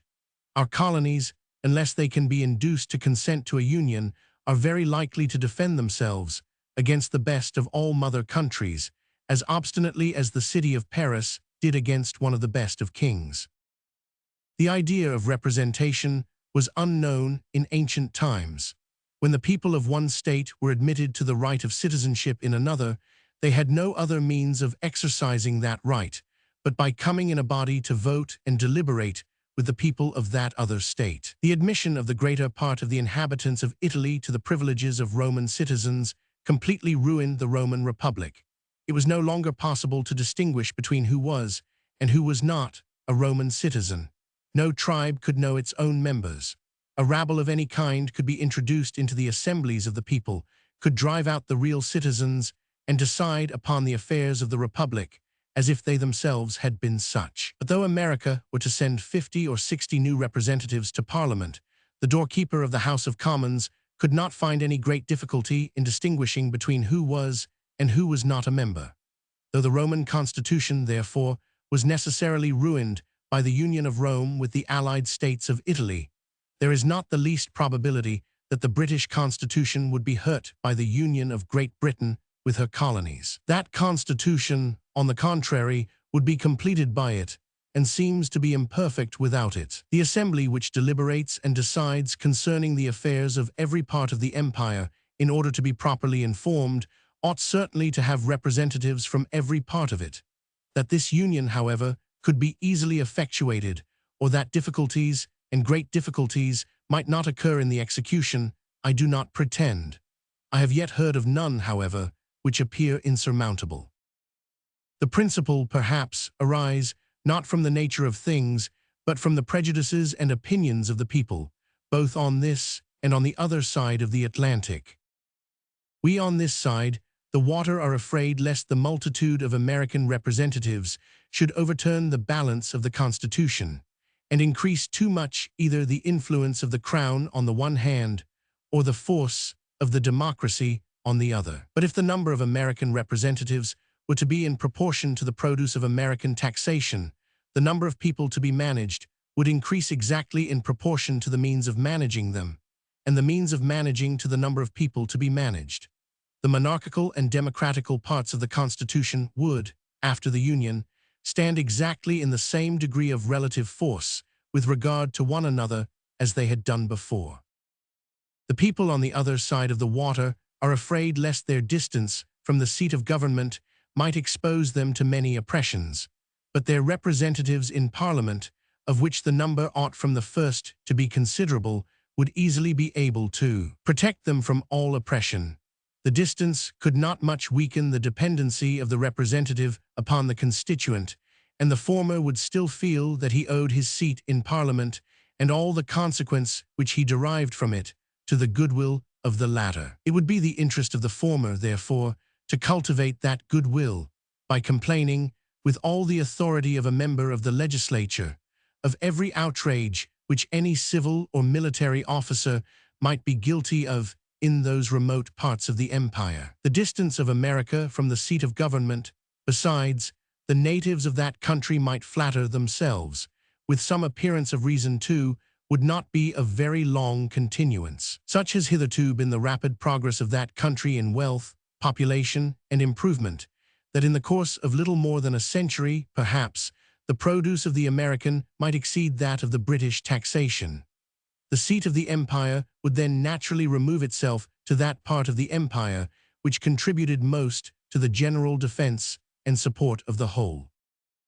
The discovery of America and that of a passage to the East Indies by the Cape of Good Hope are the two greatest and most important events recorded in the history of mankind. Their consequences have already been great, but in the short period of between 2 and 3 centuries which has elapsed since these discoveries were made, it is impossible that the whole extent of their consequences can have been seen. What benefits or what misfortunes to mankind may hereafter result from those great events, no human wisdom can foresee. By uniting in some measure the most distant parts of the world, by enabling them to relieve one another's wants, to increase one another's enjoyments, and to encourage one another's industry, their general tendency would seem to be beneficial. To the natives, however, both of the East and West Indies, all the commercial benefits which can have resulted from those events have been sunk and lost in the dreadful misfortunes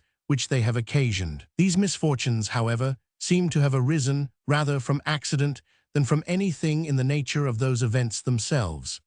At the particular time when these discoveries were made, the superiority of force happened to be so great on the side of the Europeans that they were enabled to commit with impunity every sort of injustice in those remote countries.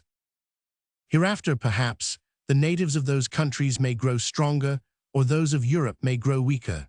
and the inhabitants of all the different quarters of the world may arrive at that equality of courage and force, which, by inspiring mutual fear, can alone overawe the injustice of independent nations into some sort of respect for the rights of one another. But nothing seems more likely to establish this equality of force than that mutual communication of knowledge and of all sorts of improvements, which an extensive commerce from all countries to all countries naturally, or rather necessarily, carries along with it. In the meantime, one of the principal effects of those discoveries has been to raise the mercantile system to a degree of splendor and glory which it could never otherwise have attained to. It is the object of that system to enrich a great nation, rather by trade and manufactures than by the improvement and cultivation of land, rather by the industry of the towns than by that of the country. But in consequence of those discoveries, the commercial towns of Europe, instead of being the manufacturers and carriers for but a very small part of the world, that part of Europe which is washed by the Atlantic Ocean, and the countries which lie round the Baltic and Mediterranean seas, have now become the manufacturers for the numerous and thriving cultivators of America and the carriers, and in some respects the manufacturers too, for almost all the different nations of Asia, Africa, and America. 2 new worlds have been opened to their industry, each of them much greater and more extensive than the old one, and the market of one of them growing still greater and greater every day. The countries which possess the colonies of America, and which trade directly to the East Indies, enjoy indeed the whole show and splendor of this great commerce. Other countries, however, notwithstanding all the invidious restraints by which it is meant to exclude them, frequently enjoy a greater share of the real benefit of it. The colonies of Spain and Portugal, for example, give more real encouragement to the industry of other countries than to that of Spain and Portugal. In the single article of linen alone, the consumption of those colonies amounts, it is said, but I do not pretend to warrant the quantity, to more than 3 millions sterling a year. But this great consumption is almost entirely supplied by France, Flanders, Holland, and Germany. Spain and Portugal furnish but a small part of it. The capital which supplies the colonies with this great quantity of linen is annually distributed among, and furnishes a revenue to, the inhabitants of those other countries. The profits of it only are spent in Spain and Portugal, where they help to support the sumptuous profusion of the merchants of Cadiz and Lisbon. Even the regulations by which each nation endeavors to secure to itself the exclusive trade of its own colonies are frequently more hurtful to the countries in favor of which they are established than to those against which they are established. The unjust oppression of the industry of other countries falls back, if I may say so, upon the heads of the oppressors, and crushes their industry more than it does that of those other countries. By those regulations, for example, the merchant of Hamburg must send the linen which he destines for the American market to London, and he must bring back from thence the tobacco which he destines for the German market, because he can neither send the one directly to America nor bring the other directly from thence. By this restraint, he is probably obliged to sell the one somewhat cheaper and to buy the other somewhat dearer than he otherwise might have done, and his profits are probably somewhat abridged by means of it. In this trade, however, between Hamburg and London, he certainly receives the returns of his capital much more quickly than he could possibly have done in the direct trade to America, even though we should suppose, what is by no means the case, that the payments of America were as punctual as those of London. In the trade, therefore, to which those regulations confine the merchant of Hamburg, his capital can keep in constant employment a much greater quantity of German industry than he possibly could have done in the trade from which he is excluded. Though the one employment, therefore, may to him perhaps be less profitable than the other, it cannot be less advantageous to his country. It is quite otherwise with the employment into which the monopoly naturally attracts, if I may say so, the capital of the London merchant.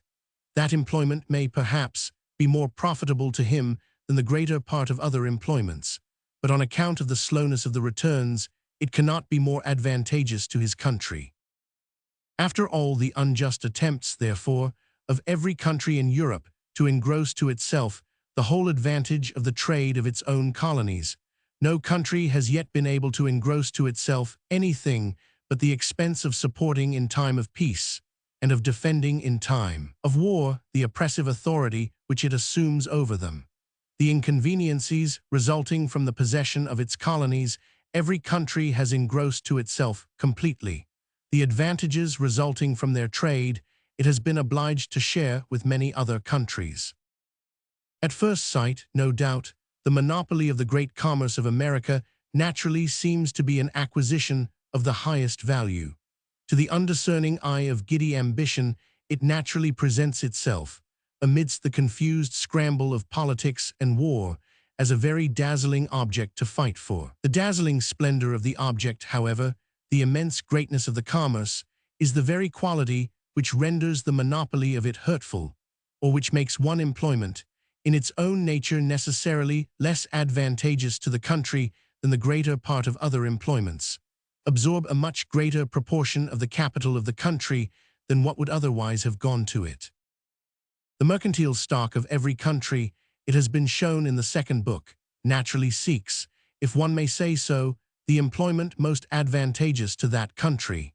If it is employed in the carrying trade, the country to which it belongs becomes the emporium of the goods of all the countries whose trade that stock carries on. But the owner of that stock necessarily wishes to dispose of as great a part of those goods as he can at home.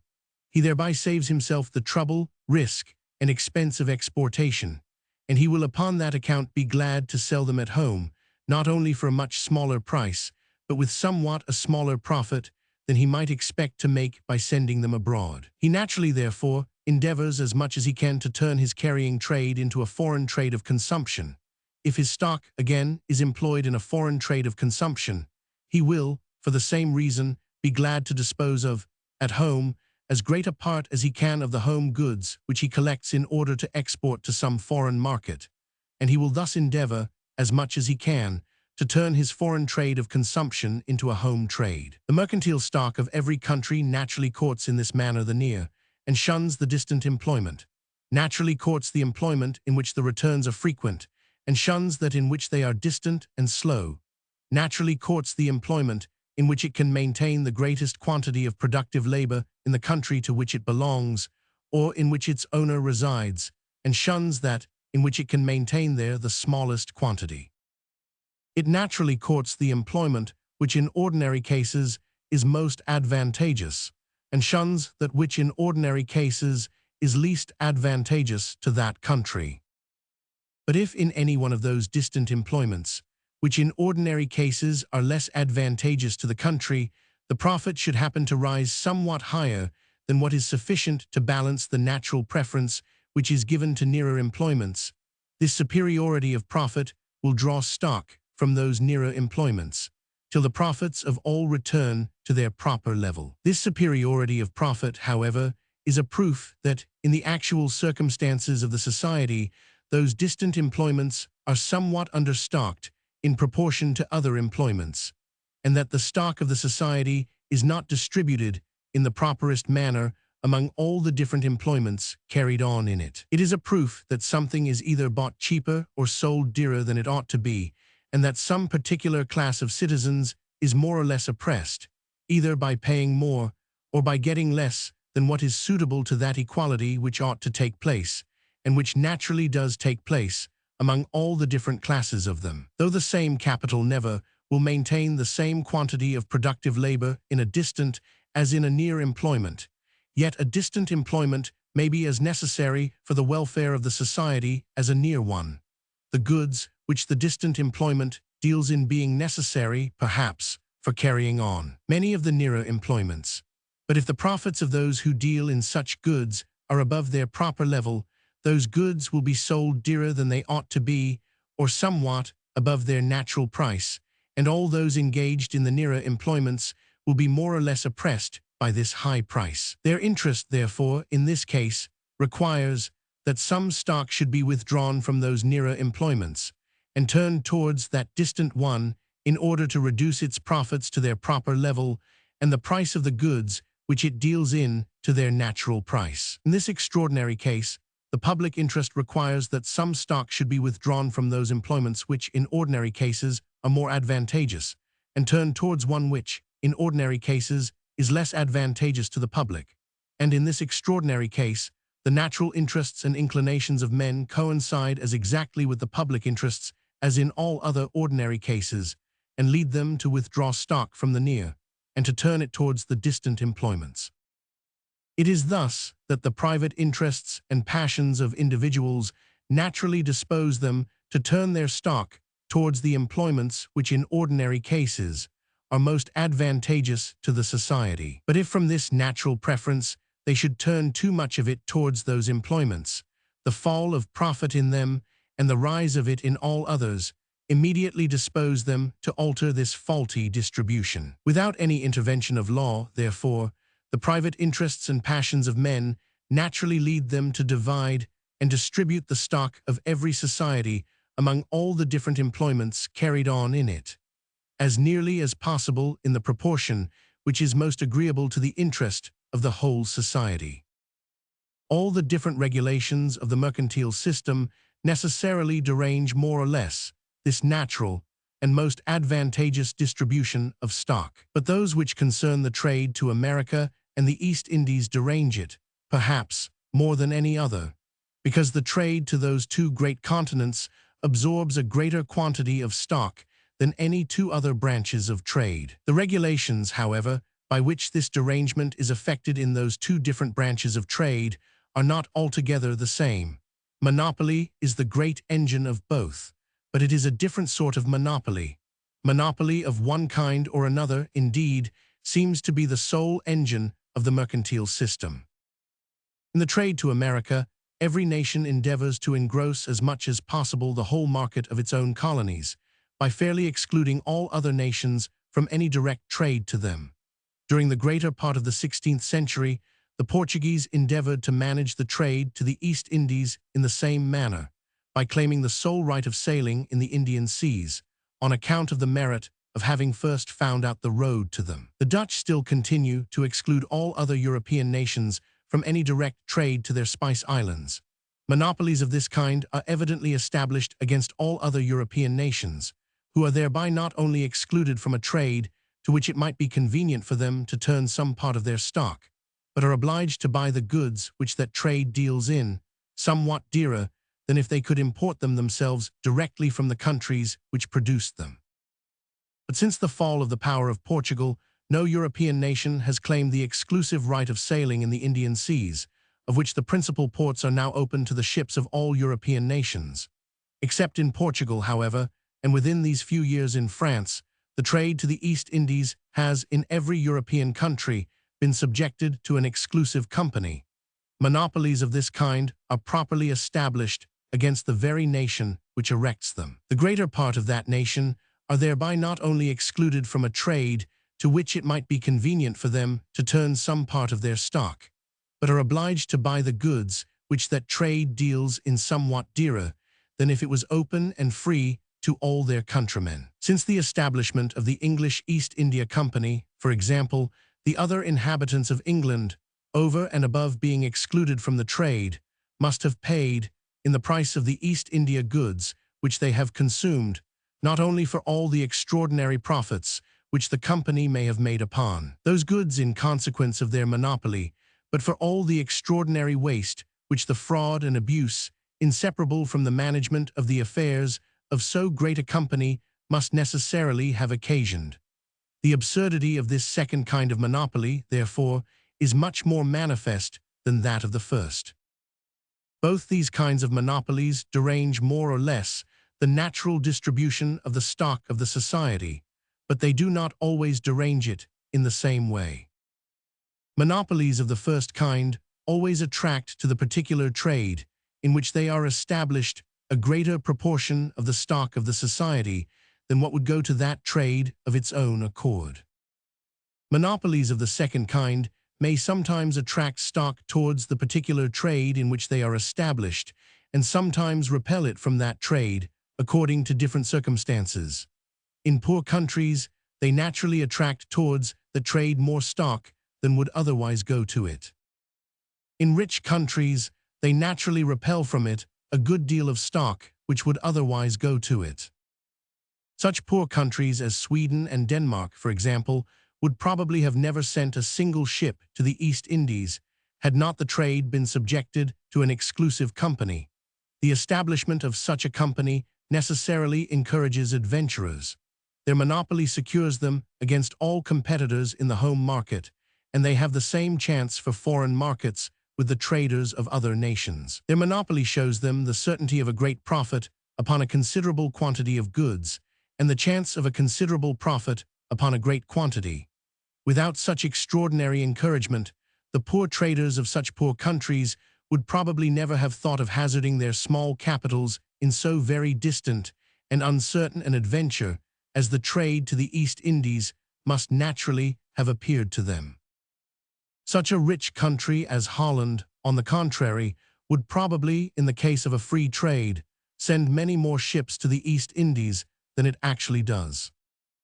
The limited stock of the Dutch East India Company probably repels from that trade many great mercantile capitals which would otherwise go to it. The mercantile capital of Holland is so great that it is, as it were, continually overflowing, sometimes into the public funds of foreign countries, sometimes into loans to private traders and adventurers of foreign countries, sometimes into the most roundabout foreign trades of consumption, and sometimes into the carrying trade. All near employments being completely filled up, all the capital which can be placed in them with any tolerable profit being already placed in them, the capital of Holland necessarily flows towards the most distant employments. The trade to the East Indies, if it were altogether free, would probably absorb the greater part of this redundant capital. The East Indies offer a market both for the manufactures of Europe and for the gold and silver, as well as for the several other productions of America, greater and more extensive than both Europe and America put together. Every derangement of the natural distribution of stock is necessarily hurtful to the society in which it takes place, whether it be by repelling from a particular trade the stock which would otherwise go to it, or by attracting towards a particular trade that which would not otherwise come to it. If, without any exclusive company, the trade of Holland to the East Indies would be greater than it actually is, that country must suffer a considerable loss, by part of its capital being excluded from the employment most convenient for that port. And in the same manner, if without an exclusive company, the trade of Sweden and Denmark to the East Indies would be less than it actually is, or, what perhaps is more probable, would not exist at all, those two countries must likewise suffer a considerable loss, by part of their capital being drawn into an employment which must be more or less unsuitable to their present circumstances. Better for them, perhaps, in the present circumstances, to buy East India goods of other nations,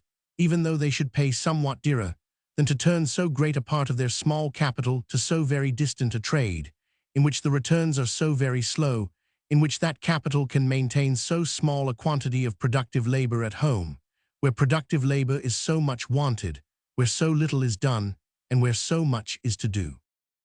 Though without an exclusive company, therefore, a particular country should not be able to carry on any direct trade to the East Indies, it will not from thence follow that such a company ought to be established there, but only that such a country ought not, in these circumstances, to trade directly to the East Indies. That such companies are not in general necessary for carrying on the East India trade is sufficiently demonstrated by the experience of the Portuguese, who enjoyed almost the whole of it for more than a century together, without any exclusive company. No private merchant, it has been said, could well have capital sufficient to maintain factors and agents in the different ports of the East Indies, in order to provide goods for the ships which he might occasionally send thither. And yet, unless he was able to do this, the difficulty of finding a cargo might frequently make his ships lose the season for returning,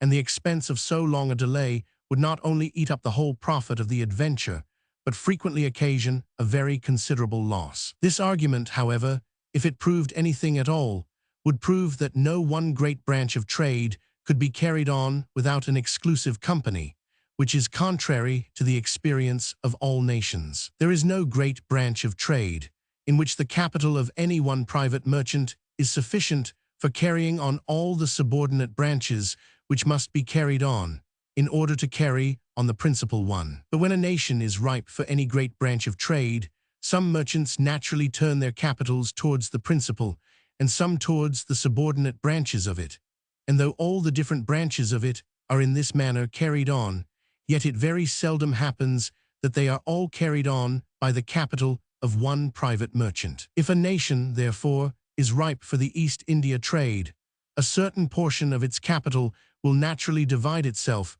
among all the different branches of that trade. Some of its merchants will find it for their interest to reside in the East Indies, and to employ their capitals there in providing goods for the ships, which are to be sent out by other merchants who reside in Europe. The settlements which different European nations have obtained in the East Indies, if they were taken from the exclusive companies to which they at present belong, and put under the immediate protection of the sovereign, would render this residence both safe and easy, at least to the merchants of the particular nations to whom those settlements belong. If at any particular time that part of the capital of any country which of its own accord tended and inclined, if I may say so, towards the East India trade, was not sufficient for carrying on all those different branches of it, it would be a proof that at that particular time that country was not ripe for that trade, and that it would do better to buy for some time, even at a higher price, from other European nations the East India goods it had occasion for, than to import them itself directly from the East Indies. What it might lose by the high price of those goods could seldom be equal to the loss which it would sustain by the distraction of a large portion of its capital from other employments more necessary or more useful, or more suitable to its circumstances and situation than a direct trade to the East Indies. Though the Europeans possess many considerable settlements both upon the coast of Africa and in the East Indies, they have not yet established, in either of those countries, such numerous and thriving colonies as those in the islands and continent of America. Africa, however, as well as several of the countries comprehended under the general name of the East Indies, is inhabited by barbarous nations. But those nations were by no means so weak and defenseless as the miserable and helpless Americans, and in proportion to the natural fertility of the countries which they inhabited, they were, besides, much more populous. The most barbarous nations, either of Africa or of the East Indies, were shepherds. Even the Hottentots were so. But the natives of every part of America, except Mexico and Peru, were only hunters, and the difference is very great between the number of shepherds and that of hunters, whom the same extent of equally fertile territory can maintain. In Africa and the East Indies, therefore, it was more difficult to displace the natives, and to extend the European plantations over the greater part of the lands of the original inhabitants. The genius of exclusive companies, besides, is unfavorable, it has already been observed, to the growth of new colonies, and has probably been the principal cause of the little progress which they have made in the East Indies. The Portuguese carried on the trade both to Africa and the East Indies without any exclusive companies, and their settlements at Congo, Angola, and Benguela, on the coast of Africa, and at Goa in the East Indies, though much depressed by superstition and every sort of bad government, yet bear some resemblance to the colonies of America, and are partly inhabited by Portuguese who have been established there for several generations. The Dutch settlements at the Cape of Good Hope and at Batavia are at present the most considerable colonies which the Europeans have established either in Africa or in the East Indies, and both those settlements are peculiarly fortunate in their situation. The Cape of Good Hope was inhabited by a race of people almost as barbarous and quite as incapable of defending themselves as the natives of America. It is, besides, the halfway house, if one may say so, between Europe and the East Indies, at which almost every European ship makes some stay, both in going and returning. The supplying of those ships with every sort of fresh provisions, with fruit, and sometimes with wine, affords alone a very extensive market for the surplus produce of the colonies. What the Cape of Good Hope is between Europe and every part of the East Indies, Batavia is between the principal countries of the East Indies. It lies upon the most frequented road from Indostan to China and Japan, and is nearly about midway upon that road. Almost all the ships, too, that sail between Europe and China touch at Batavia, and it is, over and above all this, the center and principal mart of what is called the country trade of the East Indies, not only of that part of it which is carried on by Europeans, but of that which is carried on by the native Indians, and vessels navigated by the inhabitants of China and Japan, of Tonquin, Malacca, Cochin China, and the island of Celebes are frequently to be seen in its port. Such advantageous situations have enabled those two colonies to surmount all the obstacles which the oppressive genius of an exclusive company may have occasionally opposed to their growth. They have enabled Batavia to surmount the additional disadvantage of perhaps the most unwholesome climate in the world. The English and Dutch companies, though they have established no considerable colonies, except the two above mentioned, have both made considerable conquests in the East Indies, but in the manner in which they both govern their new subjects, the natural genius of an exclusive company has shewn itself most distinctly. In the Spice Islands, the Dutch are said to burn all the spiceries which a fertile season produces, beyond what they expect to dispose of in Europe, with such a profit as they think sufficient. In the islands where they have no settlements, they give a premium to those who collect the young blossoms and green leaves of the clove and nutmeg trees, which naturally grow there, but which this savage policy has now, it is said, almost completely extirpated. Even in the islands where they have settlements, they have very much reduced, it is said, the number of those trees. If the produce even of their own islands was much greater than what suited their market, the natives, they suspect, might find means to convey some part of it to other nations. And the best way, they imagine, to secure their own monopoly is to take care that no more shall grow than what they themselves carry to market. By different arts of oppression, they have reduced the population of several of the Moluccas nearly to the number which is sufficient to supply with fresh provisions and other necessaries of life, their own insignificant garrisons, and such of their ships as occasionally come there for a cargo of spices. Under the government even of the Portuguese, however, those islands are said to have been tolerably well inhabited. The English company have not yet had time to establish in Bengal so perfectly destructive a system.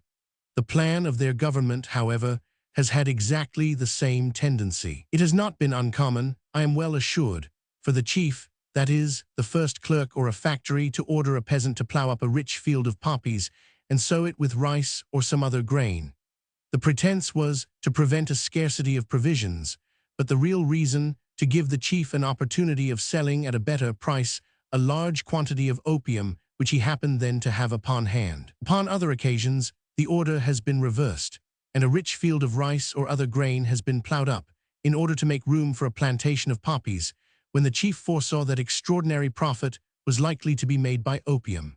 The servants of the company have, upon several occasions, attempted to establish in their own favor the monopoly of some of the most important branches, not only of the foreign, but of the inland trade of the country. Had they been allowed to go on, it is impossible that they should not, at some time or another, have attempted to restrain the production of the particular articles of which they had thus usurped the monopoly, not only to the quantity which they themselves could purchase, but to that which they could expect to sell with such a profit as they might think sufficient.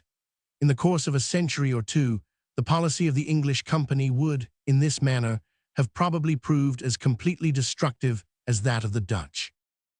Nothing, however, can be more directly contrary to the real interest of those companies, considered as the sovereigns of the countries which they have conquered, than this destructive plan.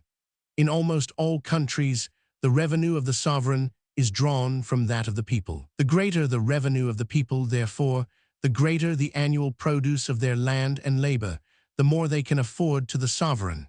It is his interest, therefore, to increase as much as possible that annual produce. But if this is the interest of every sovereign, it is peculiarly so of one whose revenue, like that of the sovereign of Bengal, arises chiefly from a land rent. That rent must necessarily be in proportion to the quantity and value of the produce, and both the one and the other must depend upon the extent of the market. The quantity will always be suited, with more or less exactness, to the consumption of those who can afford to pay for it, and the price which they will pay will always be in proportion to the eagerness of their competition. It is the interest of such a sovereign, therefore, to open the most extensive market for the produce of his country, to allow the most perfect freedom of commerce, in order to increase as much as possible the number and competition of buyers, and upon this account to abolish, not only all monopolies, but all restraints upon the transportation of the home produce from one part of the country to another, upon its exportation to foreign countries, or upon the importation of goods of any kind for which it can be exchanged. He is in this manner most likely to increase both the quantity and value of that produce, and consequently of his own share of it, or of his own revenue. But a company of merchants are, it seems, incapable of considering themselves as sovereigns even after they have become such. Trade or buying in order to sell again, they still consider as their principal business, and by a strange absurdity regard the character of the sovereign as but an appendix to that of the merchant, as something which ought to be made subservient to it, or by means of which they may be enabled to buy cheaper in India, and thereby to sell with a better profit in Europe. They endeavor for this purpose to keep out as much as possible all competitors from the market of the countries which are subject to their government, and consequently to reduce, at least, some part of the surplus produce of those countries to what is barely sufficient for supplying their own demand, or to what they can expect to sell in Europe, with such a profit as they may think reasonable. Their mercantile habits draw them in this manner, almost necessarily, though perhaps insensibly, to prefer, upon all ordinary occasions, the little and transitory profit of the monopolist to the great and permanent revenue of the sovereign, and would gradually lead them to treat the countries subject to their government nearly as the Dutch treat the Moluccas. It is the interest of the East India Company, considered as sovereigns, that the European goods which are carried to their Indian dominions should be sold there as cheap as possible, and that the Indian goods which are brought from thence should bring there as good a price, or should be sold there as dear as possible. But the reverse of this is their interest as merchants. As sovereigns, their interest is exactly the same with that of the country which they govern. As merchants, their interest is directly opposite to that interest. But if the genius of such a government, even as to what concerns its direction in Europe, is in this manner essentially, and perhaps incurably faulty, that of its administration in India is still more so. That administration is necessarily composed of a council of merchants, a profession no doubt extremely respectable, but which in no country in the world carries along with it that sort of authority which naturally overawes the people, and without force commands their willing obedience. Such a council can command obedience only by the military force with which they are accompanied, and their government is, therefore, necessarily military and despotical. Their proper business, however, is that of merchants. It is to sell, upon their master's account, the European goods consigned to them, and to buy, in return, Indian goods for the European market. It is to sell the one as dear, and to buy the other as cheap as possible, and consequently to exclude, as much as possible, all rivals from the particular market where they keep their shop. The genius of the administration, therefore, so far as concerns the trade of the company, is the same as that of the direction. It tends to make government subservient to the interest of monopoly, and consequently to stunt the natural growth of some parts, at least, of the surplus produce of the country, to what is barely sufficient for answering the demand of the company. All the members of the administration, besides, trade more or less upon their own account, and it is in vain to prohibit them from doing so. Nothing can be more completely foolish than to expect that the clerk of a great counting house, at 10,000 miles distance, and consequently almost quite out of sight, should, upon a simple order from their master, give up at once doing any sort of business upon their own account, abandon for ever all hopes of making a fortune of which they have the means in their hands, and content themselves with the moderate salaries which those masters allow them, and which, moderate as they are, can seldom be augmented, being commonly as large as the real profits of the company trade can afford. In such circumstances, to prohibit the servants of the company from trading upon their own account can have scarce any other effect than to enable its superior servants, under pretense of executing their master's order, to oppress such of the inferior ones as have had the misfortune to fall under their displeasure.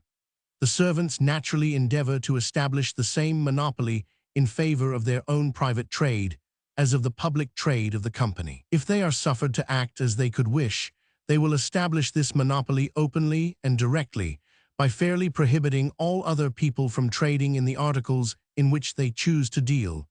And this, perhaps, is the best and least oppressive way of establishing it. But if by an order from Europe they are prohibited from doing this, they will, notwithstanding, endeavor to establish a monopoly of the same kind secretly and indirectly, in a way that is much more destructive to the country.